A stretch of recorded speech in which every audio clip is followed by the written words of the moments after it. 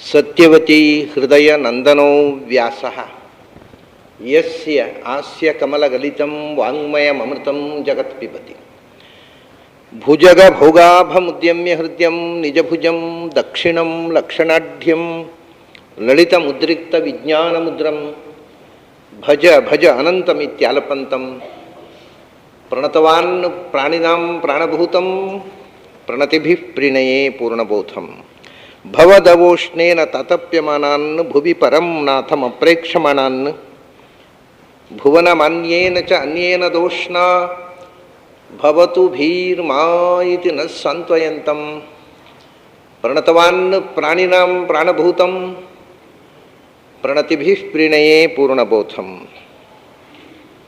ನಾರಾಯಣಂ ಸುರಗುರುಂ ಜಗದೇಕನಾಥಂ ಭಕ್ತಪ್ರಿಯಂ ಸಕಲಲೋಕನಮಸ್ಕೃತಂಚ ತ್ರೈಗುಣ್ಯವರ್ಜಿತಮಜಂ ವಿಭುಮಾದ್ಯಮೀಶಂ ವಂದೇ ಭವಘ್ನಮರಾಸುರಸಿದ್ಧವಂದ್ಯಂ ನಾರಾಯಣಂ ನಮಸ್ಕೃತ್ಯ ನರಂಚೈವ ನರೋತ್ತಮಂ ದೇವೀಂ ಸರಸ್ವತೀಂ ವ್ಯಾಸಂ ತತೋ ಜಯಮುದೀರಯೇತ್. ನನ್ನ ಅಧ್ಯಾತ್ಮ ಬಂಧುಗಳೇ, ಜಗತ್ತಿನ ಸೃಷ್ಟಿ ತನ್ನಿಂದ ಸೃಷ್ಟಿಯಾಗತ್ತೆ, ತಾನೇ ಅದನ್ನು ಸೃಷ್ಟಿ ಮಾಡ್ತೇನೆ, ತಾನೇ ಅದನ್ನು ರಕ್ಷಣೆ ಮಾಡ್ತೇನೆ, ತಾನೇ ಅದನ್ನು ಸಂಹಾರ ಮಾಡ್ತೇನೆ. ಆದರೆ ಪ್ರಕೃತಿಂ ಯಾಂತಿ ಮಾಮಿಕಾಂ, ನನ್ನ ಅಧೀನವಾಗಿರತಕ್ಕಂಥ ಪ್ರಕೃತಿ ಈ ಸೃಷ್ಟಿ ಸ್ಥಿತಿ ಸಂಹಾರಗಳ ಕ್ರಿಯೆಯಲ್ಲಿ ಎರಡು ಪ್ರಕೃತಿಗಳು. ಪ್ರಕೃತಿ ಎಂದರೆ ಜಡ ಪ್ರಕೃತಿ, ಚೇತನ ಪ್ರಕೃತಿ. ಅದನ್ನು ಹೇಳಿದೆ ನಾನು ನಿನ್ನೆ. ಜಡ ಪ್ರಕೃತಿ ಮತ್ತು ಚೇತನ ಪ್ರಕೃತಿ ಎರಡೂ ಸೃಷ್ಟಿಯಲ್ಲಿ ಭಗವಂತನ ಜೊತೆಗೆ ಇರತಕ್ಕಂಥ ನಿತ್ಯ ಶಕ್ತಿಗಳು. ಅವಶ್ಯಕತೆ ಏನೂ ಇಲ್ಲ ಭಗವಂತನಿಗೆ, ಆದರೂ ಅವನು ಅದನ್ನು ನಿಯತವಾಗಿ ಜಡ ಪ್ರಕೃತಿಯನ್ನು ಮತ್ತು ಚೇತನ ಪ್ರಕೃತಿಯನ್ನು ಸೃಷ್ಟಿಯ ಅಂಗವಾಗಿ ತನ್ನ ಜೊತೆಗೆ ಬಳಸಿಕೊಳ್ಳುತ್ತಾನೆ ಅಂತ. ನಿನ್ನೆ ಒಬ್ಬ ವಿದ್ಯಾರ್ಥಿಗೆ ಒಂದು ಪ್ರಶ್ನೆ ಬಂತು. ನಾನು ಹೇಳಿದೆ, ಹೇಗೆ ಈ ಸೃಷ್ಟಿಯಲ್ಲಿ ಗಂಡು ಹೆಣ್ಣು ಈ ಎರಡನ್ನು ಇಟ್ಟುಕೊಂಡೇ ಸೃಷ್ಟಿ ಭಗವಂತ ಮುಂದುವರಿಸ್ತಾನೆ. ಅದನ್ನು ಸೃಷ್ಟಿ ಆರಂಭದಿಂದ ಆ ವ್ಯವಸ್ಥೆಯ ಬೀಜಕ್ಷೇಪ ಸೃಷ್ಟಿ ಆರಂಭದಲ್ಲಿ ಭಗವಂತನೇ ಮಾಡ್ತಾನೆ. ಅದಕ್ಕೋಸ್ಕರ ಅವನು ಶ್ರೀತತ್ವವನ್ನು ಚಿತ್ ಪ್ರಕೃತಿಯನ್ನು ಸೃಷ್ಟಿಯಲ್ಲಿ ಅಂಗವಾಗಿ ಬಳಸಿಕೊಳ್ತಾನೆ ಅಂತ. ಸಹಜ ಪ್ರಶ್ನೆ ಬಂದದ್ದು ಸಹಜ. ಚತುರ್ಮುಖ ಬ್ರಹ್ಮ, ಚತುರ್ಮುಖನ ಜನನ, ಮೊದಲನೆಯ ಸೃಷ್ಟಿ, ಆದಿಜೀವ. ಆ ಸೃಷ್ಟಿ ಭಗವಂತನ ನಾಭಿಕಮಲದಿಂದ ಆದದ್ದು ತಾನೇ, ಕೇವಲ ಪುರುಷನಿಂದ ಆದ ಸೃಷ್ಟಿ. ಅಲ್ಲಿ ಸ್ತ್ರೀ ಇಲ್ಲ, ಸ್ತ್ರೀ ಪುರುಷರ ಸೃಷ್ಟಿ. ನಾನು ಎರಡು ವಿಷಯ ಅಲ್ಲಿ. ಸ್ತ್ರೀ ಪುರುಷರ ಸೃಷ್ಟಿಗೆ ಮೂಲಭೂತವಾಗಿ ಜಗತ್ತಿನ ಸೃಷ್ಟಿಯ ಮೂಲದಲ್ಲಿ ಸ್ತ್ರೀ ತತ್ವ ಪುರುಷ ತತ್ವ ಎರಡೂ ಇದೆ ಅನ್ನೋದನ್ನು ಪ್ರಾರಂಭದಿಂದ ಭಗವಂತ ಮಾಡಿದ್ದಾನೆ ಅಂತ. ಆಮೇಲೆ ಅದನ್ನು ಗರ್ಭಧಾರಣೆಯಿಂದಲೇ ಸೃಷ್ಟಿಯಾಗತ್ತೆ ಅಂತ ನಾನು ಹೇಳಲಿಲ್ಲ ನಿನ್ನೆ. ಆ ಬದಲಾವಣೆ ಯಾಕೆಂದರೆ ಗರ್ಭಧಾರಣೆಯಿಂದ ಸೃಷ್ಟಿ ಮನುಷ್ಯ ಲೋಕದಲ್ಲೇ ಪ್ರಾರಂಭ, ದೇವಲೋಕದಲ್ಲಿ ಮಾನಸ ಸೃಷ್ಟಿ ಪ್ರಾರಂಭದಲ್ಲಿ ಇದ್ದದ್ದು ಅಂತ ಹೇಳ್ತಾರೆ ಶಾಸ್ತ್ರಕಾರರು. ಆದರೆ ಇದಕ್ಕೆ ಒಂದು ಸ್ವಲ್ಪ ಮಟ್ಟಿಗೆ ಗರ್ಭಧಾರಣೆಗೆ ಸಂಬಂಧಪಟ್ಟು ಕೂಡ, ಯಾಕೆಂದರೆ ಈ ಜಗತ್ತಿನ ಸೃಷ್ಟಿ ಎಂದರೆ ಬ್ರಹ್ಮಾಂಡದ ಸೃಷ್ಟಿ ಅಂದರೆ ಬ್ರಹ್ಮನ ಸೃಷ್ಟಿ. ಬ್ರಹ್ಮಾಂಡ ಅನ್ನೋದು ಬ್ರಹ್ಮನ ಶರೀರ, ಜೀವನ ಸೃಷ್ಟಿ ಶರೀರ ಸೃಷ್ಟಿ ಅಲ್ವಾ. ಬ್ರಹ್ಮಾಂಡ ಸೃಷ್ಟಿ ಹೇಗಾಯಿತು ಅಂದರೆ ಮಮಯೋ ನಿರ್ಮಹತ್, ಗೀತೆಯಲ್ಲಿ ಮಮಯೋ ನಿರ್ಮಹತ್ ಬ್ರಹ್ಮ ತಸ್ಮಿನ್ ಗರ್ಭಂ ದಧಾಮ್ಯಹಂ, ಶ್ರೀತತ್ವದಲ್ಲಿ ಗರ್ಭಾಧಾನ ಮಾಡ್ತೇನೆ. ತದಂಡಮಭವದ್ಧೈವಂ, ಭಗವಂತನ ಆ ಗರ್ಭವೇ ಬಂಗಾರದ ಮೊಟ್ಟೆಯಾಗಿ ಹೊರಗೆ ಬಂತು, ಅದೇ ಚತುರ್ಮುಖನ ಶರೀರ ಅಂತ. ಹೀಗೆ ಎಲ್ಲೋ ಒಂದು ಕಡೆ ಹೆಣ್ಣಿನ ಮೂಲಕ ಗರ್ಭಾಧಾನದಿಂದ ಸೃಷ್ಟಿಯಾಗುತ್ತೆ ಅನ್ನೋ ಪ್ರೊಸೆಸ್ಸನ್ನು ಕೂಡ ಪ್ರಾರಂಭದಿಂದಲೇ ಭಗವಂತ ತೋರಿಸ್ಕೊಂಡು ಬಂದಿದ್ದಾನೆ, ಅವನಿಗೆ ಅಗತ್ಯ ಇಲ್ಲದಿದ್ದರು. ಆದರೆ ಪೂರ್ಣ ಪ್ರಮಾಣದಲ್ಲಿ ಗರ್ಭದಿಂದ ಸೃಷ್ಟಿ ಅನ್ನುವಂಥದ್ದು ಅದು ಸ್ವಯಂಭುವ ಮನುವಿನ ಅನಂತರ. ಸ್ವಯಂಭುವ ಮನು ಮಾನವರ ಮೂಲ ಪುರುಷ. ಮಾನವ ಸೃಷ್ಟಿಗೆ ಅದು ಪೂರ್ಣ ಪ್ರಮಾಣದ, ಅದರ ಮೊದಲು ಪೂರ್ಣ ಪ್ರಮಾಣದಲ್ಲಿ ಗರ್ಭದಿಂದಲೇ ಜನನ ಅನ್ನತಕ್ಕಂಥದ್ದು ಬಳಕೆಯಲ್ಲಿಲ್ಲ. ದೇವಲೋಕದಲ್ಲಿ ದೇವತಾ ಸೃಷ್ಟಿಯಲ್ಲಿ ಕೇವಲ ಸ್ತ್ರೀಯಿಂದ ಸೃಷ್ಟಿ ಇಲ್ಲ ಅಂತ ಶಾಸ್ತ್ರಕಾರರು ಹೇಳ್ತಾರೆ, ಹೊರತು ಕೇವಲ ಪುರುಷನಿಂದ ಸೃಷ್ಟಿ ಇಲ್ಲ ಅಂತ ಹೇಳೋದಿಲ್ಲ. ಇವತ್ತು ಕೇವಲ ಸ್ತ್ರೀಯಿಂದಲೂ ಸೃಷ್ಟಿ ಮಾಡ್ತೇವೆ ಅಂತ ನಮ್ಮ ವಿಜ್ಞಾನಿಗಳು ಹೊರಟಿದ್ದಾರೆ. ಎಷ್ಟು ಸಾರ್ಥಕ ಆಗುತ್ತೆ, ಅವರಲ್ಲಿ ಎಷ್ಟು ತಾಕತ್ತು ಇದೆ ಅನ್ನೋದನ್ನು ನೋಡಿ ಆಮೇಲೆ ನಾವು ಅವರ ಯೋಗ್ಯತೆಯನ್ನು ಆಳಿಯೋಣ. ಈಗ ಅವರು ಬರೀ ಸ್ಟೇಟ್ಮೆಂಟ್ ಬೇಕಾದ್ದು ಕೊಡ್ಬೋದು. ಸ್ಟೇಟ್ಮೆಂಟ್ ಕೊಟ್ಟದ್ರಿಂದ ಯಾವುದು ಸತ್ಯ ಆಗೋದಿಲ್ಲ. ಅವರು ಏನು ಮಾಡ್ತಾರೆ, ಅವರು ಸೃಷ್ಟಿ ಮಾಡಿದ ಮೇಲೆ ಅದ್ರ ಬಗ್ಗೆ ವಿಚಾರ ಮಾಡೋಣ. ಈಗ ಅದ್ರ ಬಗ್ಗೆ ತಲೆ ಕೆಡಿಸ್ಕೊಳ್ಳೋದು ಬೇಡ. ಹೀಗೆ 2-3 ತತ್ವಗಳಾಯ್ತು. ಈಗ ಹೇಗೆ ಲೋಕದಲ್ಲಿ ಒಂದು ಮಗು ಹುಟ್ಟಬೇಕಾಗಿದ್ದರೆ ಜಡವಾಗಿರತಕ್ಕಂಥ ಪಂಚಭೂತಾತ್ಮಕವಾದಂಥ ಮೂಲದ್ರವ್ಯ ಶರೀರಕ್ಕೆ, ಮತ್ತು ತಂದೆ ತಾಯಿ ಎರಡು ಚೇತನ. ತಂದೆ ತಾಯಿ ಮತ್ತು ಜಡ ಈ ಮೂರು ಕಾರಣಗಳು ಹೇಗೆ ಬೇಕೋ ಹಾಗೆ ಅಲ್ಲಿಯೂ ಜಡ ಪ್ರಕೃತಿ ಮತ್ತು ತಾಯಿಯಾಗಿರತಕ್ಕಂಥ ಚಿತ್ ಪ್ರಕೃತಿ, ತಂದೆಯಾಗಿರ್ತಕ್ಕಂಥ ಭಗವಂತ, ಈ ಮೂರು ಸೃಷ್ಟಿಯ ಆರಂಭದಲ್ಲಿ ಇತ್ತು. ಅದನ್ನ ಪ್ರಕೃತಿಂ ಯಾಂತಿ ಮಾಮಿಕ್, ಪ್ರಕೃತಿಂ ಸ್ವಾಂ ಅವಷ್ಟಭ್ಯ, ನಾನು ಸ್ವಾಂ ಪ್ರಕೃತಿಂ, ನನ್ನ ಅಧೀನವಾಗಿರತಕ್ಕಂಥ ಪ್ರಕೃತಿಯನ್ನು ಅವಲಂಬಿಸಿಕೊಂಡೇ, ಅಂದರೆ ಚಿತ್ ಪ್ರಕೃತಿಯನ್ನು ಜಡ ಪ್ರಕೃತಿಯನ್ನು ಬಳಸಿಕೊಂಡೇ, ಆದರೆ ಸ್ವಾಂ ನನಗೆ ಅಧೀನವಾಗಿರುವಂಥದ್ದು, ಅದಕ್ಕೆ ಅಧೀನವಾಗಿ ನಾನು ಅದನ್ನು ಬಳಸೋದಲ್ಲ. ಇವಾಗ ಒಬ್ಬ ಕುಂಬಾರ ಮಡಿಕೆ ಮಾಡಬೇಕಾಗಿದ್ದರೆ ಮಣ್ಣು ಬೇಕೇ ಬೇಕು, ಅದು ಮಣ್ಣಿಗೆ ಅಧೀನವ, ಮಣ್ಣು ಇಲ್ಲದೆ ಸೃಷ್ಟಿ ಮಾಡಲಾರ. ಆ ಒಂದು ದೃಷ್ಟಿಯಿಂದ ಅವನಿಗೆ ಡಿಪೆಂಡೆನ್ಸ್ ಇದೆ, ವಿದೌಟ್ ಅರ್ತ್ ಅಲ್ವಾ, ವಿದೌಟ್ ಮಡ್ ಅವನು ಮಾಡಲಾರ. ಹಾಗೆ ಭಗವಂತನಿಗೆ ಡಿಪೆಂಡೆನ್ಸ್ ಇಲ್ಲ, ಆದರೂ ನನ್ನ ಅಧೀನವಾದ ಚಿತ್ ಪ್ರಕೃತಿಯನ್ನು ಜಡ ಪ್ರಕೃತಿಯನ್ನು ನಾನು ಬಳಸಿಕೊಂಡು ಸೃಷ್ಟಿ ಮಾಡ್ತೇನೆ. ಪ್ರಕೃತಿ ಅನ್ನುವುದಕ್ಕೆ ಅನೇಕ ಅರ್ಥಗಳಿವೆ ಸಂಸ್ಕೃತದಲ್ಲಿ. ಅದು ಎಲ್ಲ ಅರ್ಥಗಳಲ್ಲೂ ಒಮ್ಮೊಮ್ಮೆ ಕೃಷ್ಣ ಆ ಶಬ್ದವನ್ನು ಇಲ್ಲಿ ನಾವು ಬಳಸಿದ್ದು ಗೀತೆಯಲ್ಲಿ ಪ್ರಕೃತಿ ಅನ್ನುವ ಶಬ್ದ ಬಳಸಿದಾಗ ಅನೇಕ ಆಯಾಮಗಳಿವೆ. ಒಂದು ಪ್ರಕೃತಿ ಅಂತಂದರೆ ಚಿತ್ ಪ್ರಕೃತಿ, ಅದನ್ನು ಬಳಸಿಕೊಂಡು, ಪ್ರಕೃತಿ ಜಡ ಪ್ರಕೃತಿಯನ್ನು ಬಳಸಿಕೊಂಡು, ಪ್ರಕೃತಿಂ ಸ್ವಾಂ ಅವಷ್ಟಭ್ಯ, ನನ್ನ ಸ್ವರೂಪಭೂತವಾಗಿರತಕ್ಕಂಥ ನನ್ನ ಪ್ರಕೃತಿ ಅಂದರೆ ನನ್ನ ಇಚ್ಛೆಯನ್ನು ಅನುಸರಿಸಿ, ನನ್ನ ಇಚ್ಛೆಯಿಂದ ಸ್ವೇಚ್ಛೆಯಿಂದ ಅಂತರ್ಥ. ತವೇಚ್ಛ ಪ್ರಕೃತಿರು ವಾಸನೆತ್ಯೇವಂ ತವ ಇಚ್ಛಾ ಅನಂತಗತ್ಯತೆ ಅಂತ. ಸ್ವಾಂ ಅಂದರೆ ಇಲ್ಲಿ ತನ್ನ ಅಧೀನ ಅಲ್ಲ, ತನ್ನ ಸ್ವರೂಪಭೂತವಾದ ಇಚ್ಛೆ, ತನ್ನ ಇಚ್ಛೆಗೆ ಅನುಗುಣವಾಗಿ. ಯಾಕೆಂದರೆ ಸೃಷ್ಟಿ ಮಾಡೋದು ಇನ್ಯಾರದೋ ಇಚ್ಛೆಗೆ ಅನುಗುಣವಾಗಿಲ್ಲ. ಇಲ್ಲಿ ಒಬ್ಬ ಕಲಾವಿದ, ಒಬ್ಬ ಕುಂಬಾರ ಮಡಿಕೆ ಮಾಡಬೇಕಾಗಿದ್ದರೆ ಅದನ್ನು ಕೊಂಡುಕೊಳ್ಳುವವರ ಇಚ್ಛೆಗೆ ಅನುಗುಣವಾಗಿ ಅದು ಸೃಷ್ಟಿಯಾಗುತ್ತೆ. ಇಂಥದ್ದು ಇಷ್ಟು ಗಾತ್ರದ ಒಂದು ಮಡಿಕೆ ಮಾಡಿ ಅದರ ಡಿಮ್ಯಾಂಡಿನ ಮೇಲೆ ತನ್ನ ಸೃಷ್ಟಿ, ಡಿಮ್ಯಾಂಡು ಕೊಂಡುಕೊಳ್ಳುವವನದ್ದು ಮಾಡುವವನದ್ದಲ್ಲ. ಆದ್ದರಿಂದ ನಮ್ಮ ಇಡೀ ಇಕನಾಮಿಕ್ಸ್ ಇರೋದೇ ಕೊಂಡುಕೊಳ್ಳುವವನ ಡಿಮ್ಯಾಂಡಿನ ಮೇಲೆ ಇಕನಾಮಿಕ್ಸ್ ಹೊರಟದ್ದು. ಕೊಂಡುಕೊಳ್ಳುವವರೇ ಇಲ್ಲದಿದ್ದರೆ ಮಾಡುವವರಿಗೆ ಏನು ಉಪಯೋಗ, ಯಾಕೆ ಮಾಡ್ತಾರೆ? ಮಾರ್ಕೆಟೇ ಇಲ್ಲ. ಆದ್ದರಿಂದ ಭಗವಂತನ ಹತ್ತಿರ ನಮ್ಮ ಇಕನಾಮಿಕ್ಸ್ ನಡೆಯೋದಿಲ್ಲ. ಯಾಕೆಂದರೆ ಅವನು ಕೊಂಡುಕೊಳ್ಳೋರ ಇಚ್ಛೆಯಂತೆ ಸೃಷ್ಟಿ ಮಾಡೋವನಲ್ಲ, ತನ್ನ ಇಚ್ಛೆಯಂತೆ ಸೃಷ್ಟಿ ಮಾಡುವ ಅಂತ. ಸ್ವಾಂ ಪ್ರಕೃತಿ ಮಧಿಷ್ಠಾಯ ಅಂದರೆ ಅವನ ಇಚ್ಛೆಯಂತೆ ಅವನು ಸೃಷ್ಟಿ ಮಾಡೋ ಹೊರತು ನಮಗೆ ಬೇಕಾದ ಹಾಗೆ ಅವನು ಸೃಷ್ಟಿ ಮಾಡಿಕೊಡುವವನಲ್ಲ. ಅವನ ಇಚ್ಛೆ ಅಂದರೆ ಅವನಿಗೂ ಯಾಕೆ ಅವನ ಇಚ್ಛೆ ಬಂತು ಹಾಗೆ ಅಂದರೆ ಅದಕ್ಕೆ ಅದೇ ಉತ್ತರ, ಪ್ರಕೃತಿ ಸ್ವಾಮ ಅಧಿಷ್ಠಾಯ ಅಂತ. ಪ್ರಕೃತಿ ಅಂದರೆ ಜೀವನ ಪ್ರಕೃತಿ ಅಂತ ಅರ್ಥ. ಜೀವದ ಪ್ರಕೃತಿಯಿಂದ ಸ್ವಭಾವ, ಆಯಾ ಜೀವದ ಸ್ವಭಾವಕ್ಕೆ ತಕ್ಕಂತೆ ಅವನು ಸೃಷ್ಟಿ ಮಾಡ್ತಾನೆ. ಅವನ ಸ್ವಭಾವ ಎಂಥದ್ದು ಅಂತ ಜೀವನಿಗೆ ಗೊತ್ತಿಲ್ಲ, ಅವನಿಗೆ ಗೊತ್ತಿದೆ. ಆದ್ದರಿಂದ ನಿನ್ನ ಸ್ವಭಾವ ಇಂಥದ್ದು, ನಿನ್ನ ಹಣೆ ಬರಹ ಇಂಥದ್ದು, ಇದು ನಿನಗೆ ಅಷ್ಟೇ. ಆದ್ದರಿಂದ ಆಯಾ ಜೀವದ ಸ್ವಭಾವಕ್ಕೆ ಅನುಗುಣವಾಗಿ ತನ್ನ ಸ್ವಂತ ಇಚ್ಛೆಯಿಂದ ಜಡ ಪ್ರಕೃತಿಯನ್ನು ಚೇತನ ಪ್ರಕೃತಿಯನ್ನು ಬಳಸಿಕೊಂಡು ಸೃಷ್ಟಿ ಮಾಡ್ತಾನೆ. ಇಷ್ಟು ಪ್ರಕೃತಿ ಸ್ವಾಮ ಅಧಿಷ್ಠಾಯ ಅನ್ನುವಾಗ ಇಷ್ಟು ಅರ್ಥಗಳನ್ನು ಈ ಶಬ್ದ ಕೊಡುತ್ತೆ ನಮಗೆ. 4 ಪ್ರಕೃತಿ ಅಂದರೆ ಒಂದು ಭಗವಂತನ ಇಚ್ಛೆ, ಜೀವನ ಸ್ವಭಾವ ಮತ್ತು ಜೀವನ ಸ್ವಭಾವ ಮತ್ತು ಜೀವನ ಸಂಸ್ಕಾರ, ಇದೆಲ್ಲವೂ ಪ್ರಕೃತಿ ಶಬ್ದದಿಂದ ಗೃಹೀತವಾಗತ್ತೆ. ಜಡ ಪ್ರಕೃತಿ ಮತ್ತು ಚೇತನ ಪ್ರಕೃತಿ. ಹೀಗೆ ಪ್ರಕೃತಿಂ ಸ್ವಾಂ ಅವಷ್ಟಭ್ಯ ವಿಸೃಜಾಮಿ ಪುನಃ ಪುನಃ. ಅನೇಕ ಮಂದಿ ಅನೇಕ ಧರ್ಮಗಳು ಸೃಷ್ಟಿಯನ್ನು ಅನೇಕ ಬಾರಿ ರಿಪೀಟ್ ಆಗತ್ತೆ ಅನ್ನೋದನ್ನು ಒಪ್ಪೋದಿಲ್ಲ. ಇವತ್ತು ಕ್ರಿಶ್ಚಿಯಾನಿಟಿಯಲ್ಲಿ, ಇಸ್ಲಾಂನಲ್ಲಿ ಪುನಃ ಸೃಷ್ಟಿ ಇಲ್ಲ. ಒಂದೇ ಭಯಾನಕ ಅಲ್ವಾ? ಆ ದೇವರು ಮತ್ತೆ ಅನಂತ ಕಾಲದವರೆಗೆ ಏನೂ ಮಾಡಲಿಕ್ಕಿಲ್ಲ. ಈ ಒಂದು ಸೃಷ್ಟಿ ಮಾಡಿಬಿಟ್ಟ, ಯಾಕೆ ಮಾಡಿದ್ನೋ ಗೊತ್ತಿಲ್ಲ, ಇದರ ಹಿಂದೆ ಮಾಡಲಿಲ್ಲ, ಇನ್ನು ಅನಂತ ಕಾಲದವರೆಗೆ ಸೃಷ್ಟಿ ಮಾಡಲಿಕ್ಕೇ ಇಲ್ಲ. ಏನು ಶೋಚನೀಯ ಆ ದೇವರು. ಅವನಿಗೆ ಸೃಷ್ಟಿ ಮಾಡುವ ಹಾಗೂ ಇಲ್ಲ, ಸಂಹಾರ ಏನೂ ಮಾಡುವ ಹಾಗಿಲ್ಲ, ಒಂದೇ ಸೃಷ್ಟಿ. ಈ ಕಲ್ಪನೆ ಮಾಡುವವರಿಗೆ ವಿಚಿತ್ರ, ಈ ಕಲ್ಪನೆಯೇ ವಿಚಿತ್ರ. ಮತ್ತೆ ಸೃಷ್ಟಿ ಇಲ್ಲ ಅಂತ, ಒಂದೇ ಸೃಷ್ಟಿ ಮತ್ತೆ ಸೃಷ್ಟಿ ಇಲ್ಲ ಅಂತ ಹೇಳ್ತಕ್ಕಂಥವರು ಇದ್ದಾರೆ. ಅದು ಸುಮಾರಾಗಿ ನಮ್ಮಲ್ಲಿ ಅದಕ್ಕೆ ಹೊಂದಿಕೆ ಆಗ್ತಕ್ಕಂಥ ಕಾನ್ಸೆಪ್ಟ್ ನಮ್ಮಲ್ಲಿ ಬೇರೆ ಯಾರಲ್ಲೂ ಇಲ್ಲ. ಆದರೆ ಪುನಃ ಸೃಷ್ಟಿ ಇಲ್ಲ ಅಂತಕ್ಕಂಥದ್ದನ್ನು ಅನಿವಾರ್ಯವಾಗಿ ಒಪ್ಪಬೇಕಾದ್ದು ಅದ್ವೈತದಲ್ಲಿ ಮಾತ್ರ. ಯಾಕಂದರೆ ಎಲ್ಲರೂ ಬ್ರಹ್ಮಭಾವ ಹೊಂದಿದ ಮೇಲೆ ಮತ್ತೆ ಸೃಷ್ಟಿ ಆಗೋ ಪ್ರಶ್ನೆ ಇಲ್ಲ. ಅಂದರೆ ಪುನಃ ಸೃಷ್ಟಿ ಎಲ್ಲರೂ ಬ್ರಹ್ಮಭಾವ ಅನಂತ ಕಾಲದವರೆಗೆ ಹೊಂದುವುದಿಲ್ಲ ಅಂತಂದರೆ ಅವನು ಬ್ರಹ್ಮನ ಆಗೋದೇ ಇಲ್ಲ ಅಂತ ಆಯ್ತು ಯಾವತ್ತು. ಅನಂತ ಕಾಲದ ಒಳಗೆ ಅವನ ಬ್ರಹ್ಮಭಾವ ಎಲ್ಲರೂ ಹೊಂದಿಬಿಟ್ರೆ ಮತ್ತೆ ಸೃಷ್ಟಿಯಾಗುವುದು ಸಾಧ್ಯವೇ ಇಲ್ಲ.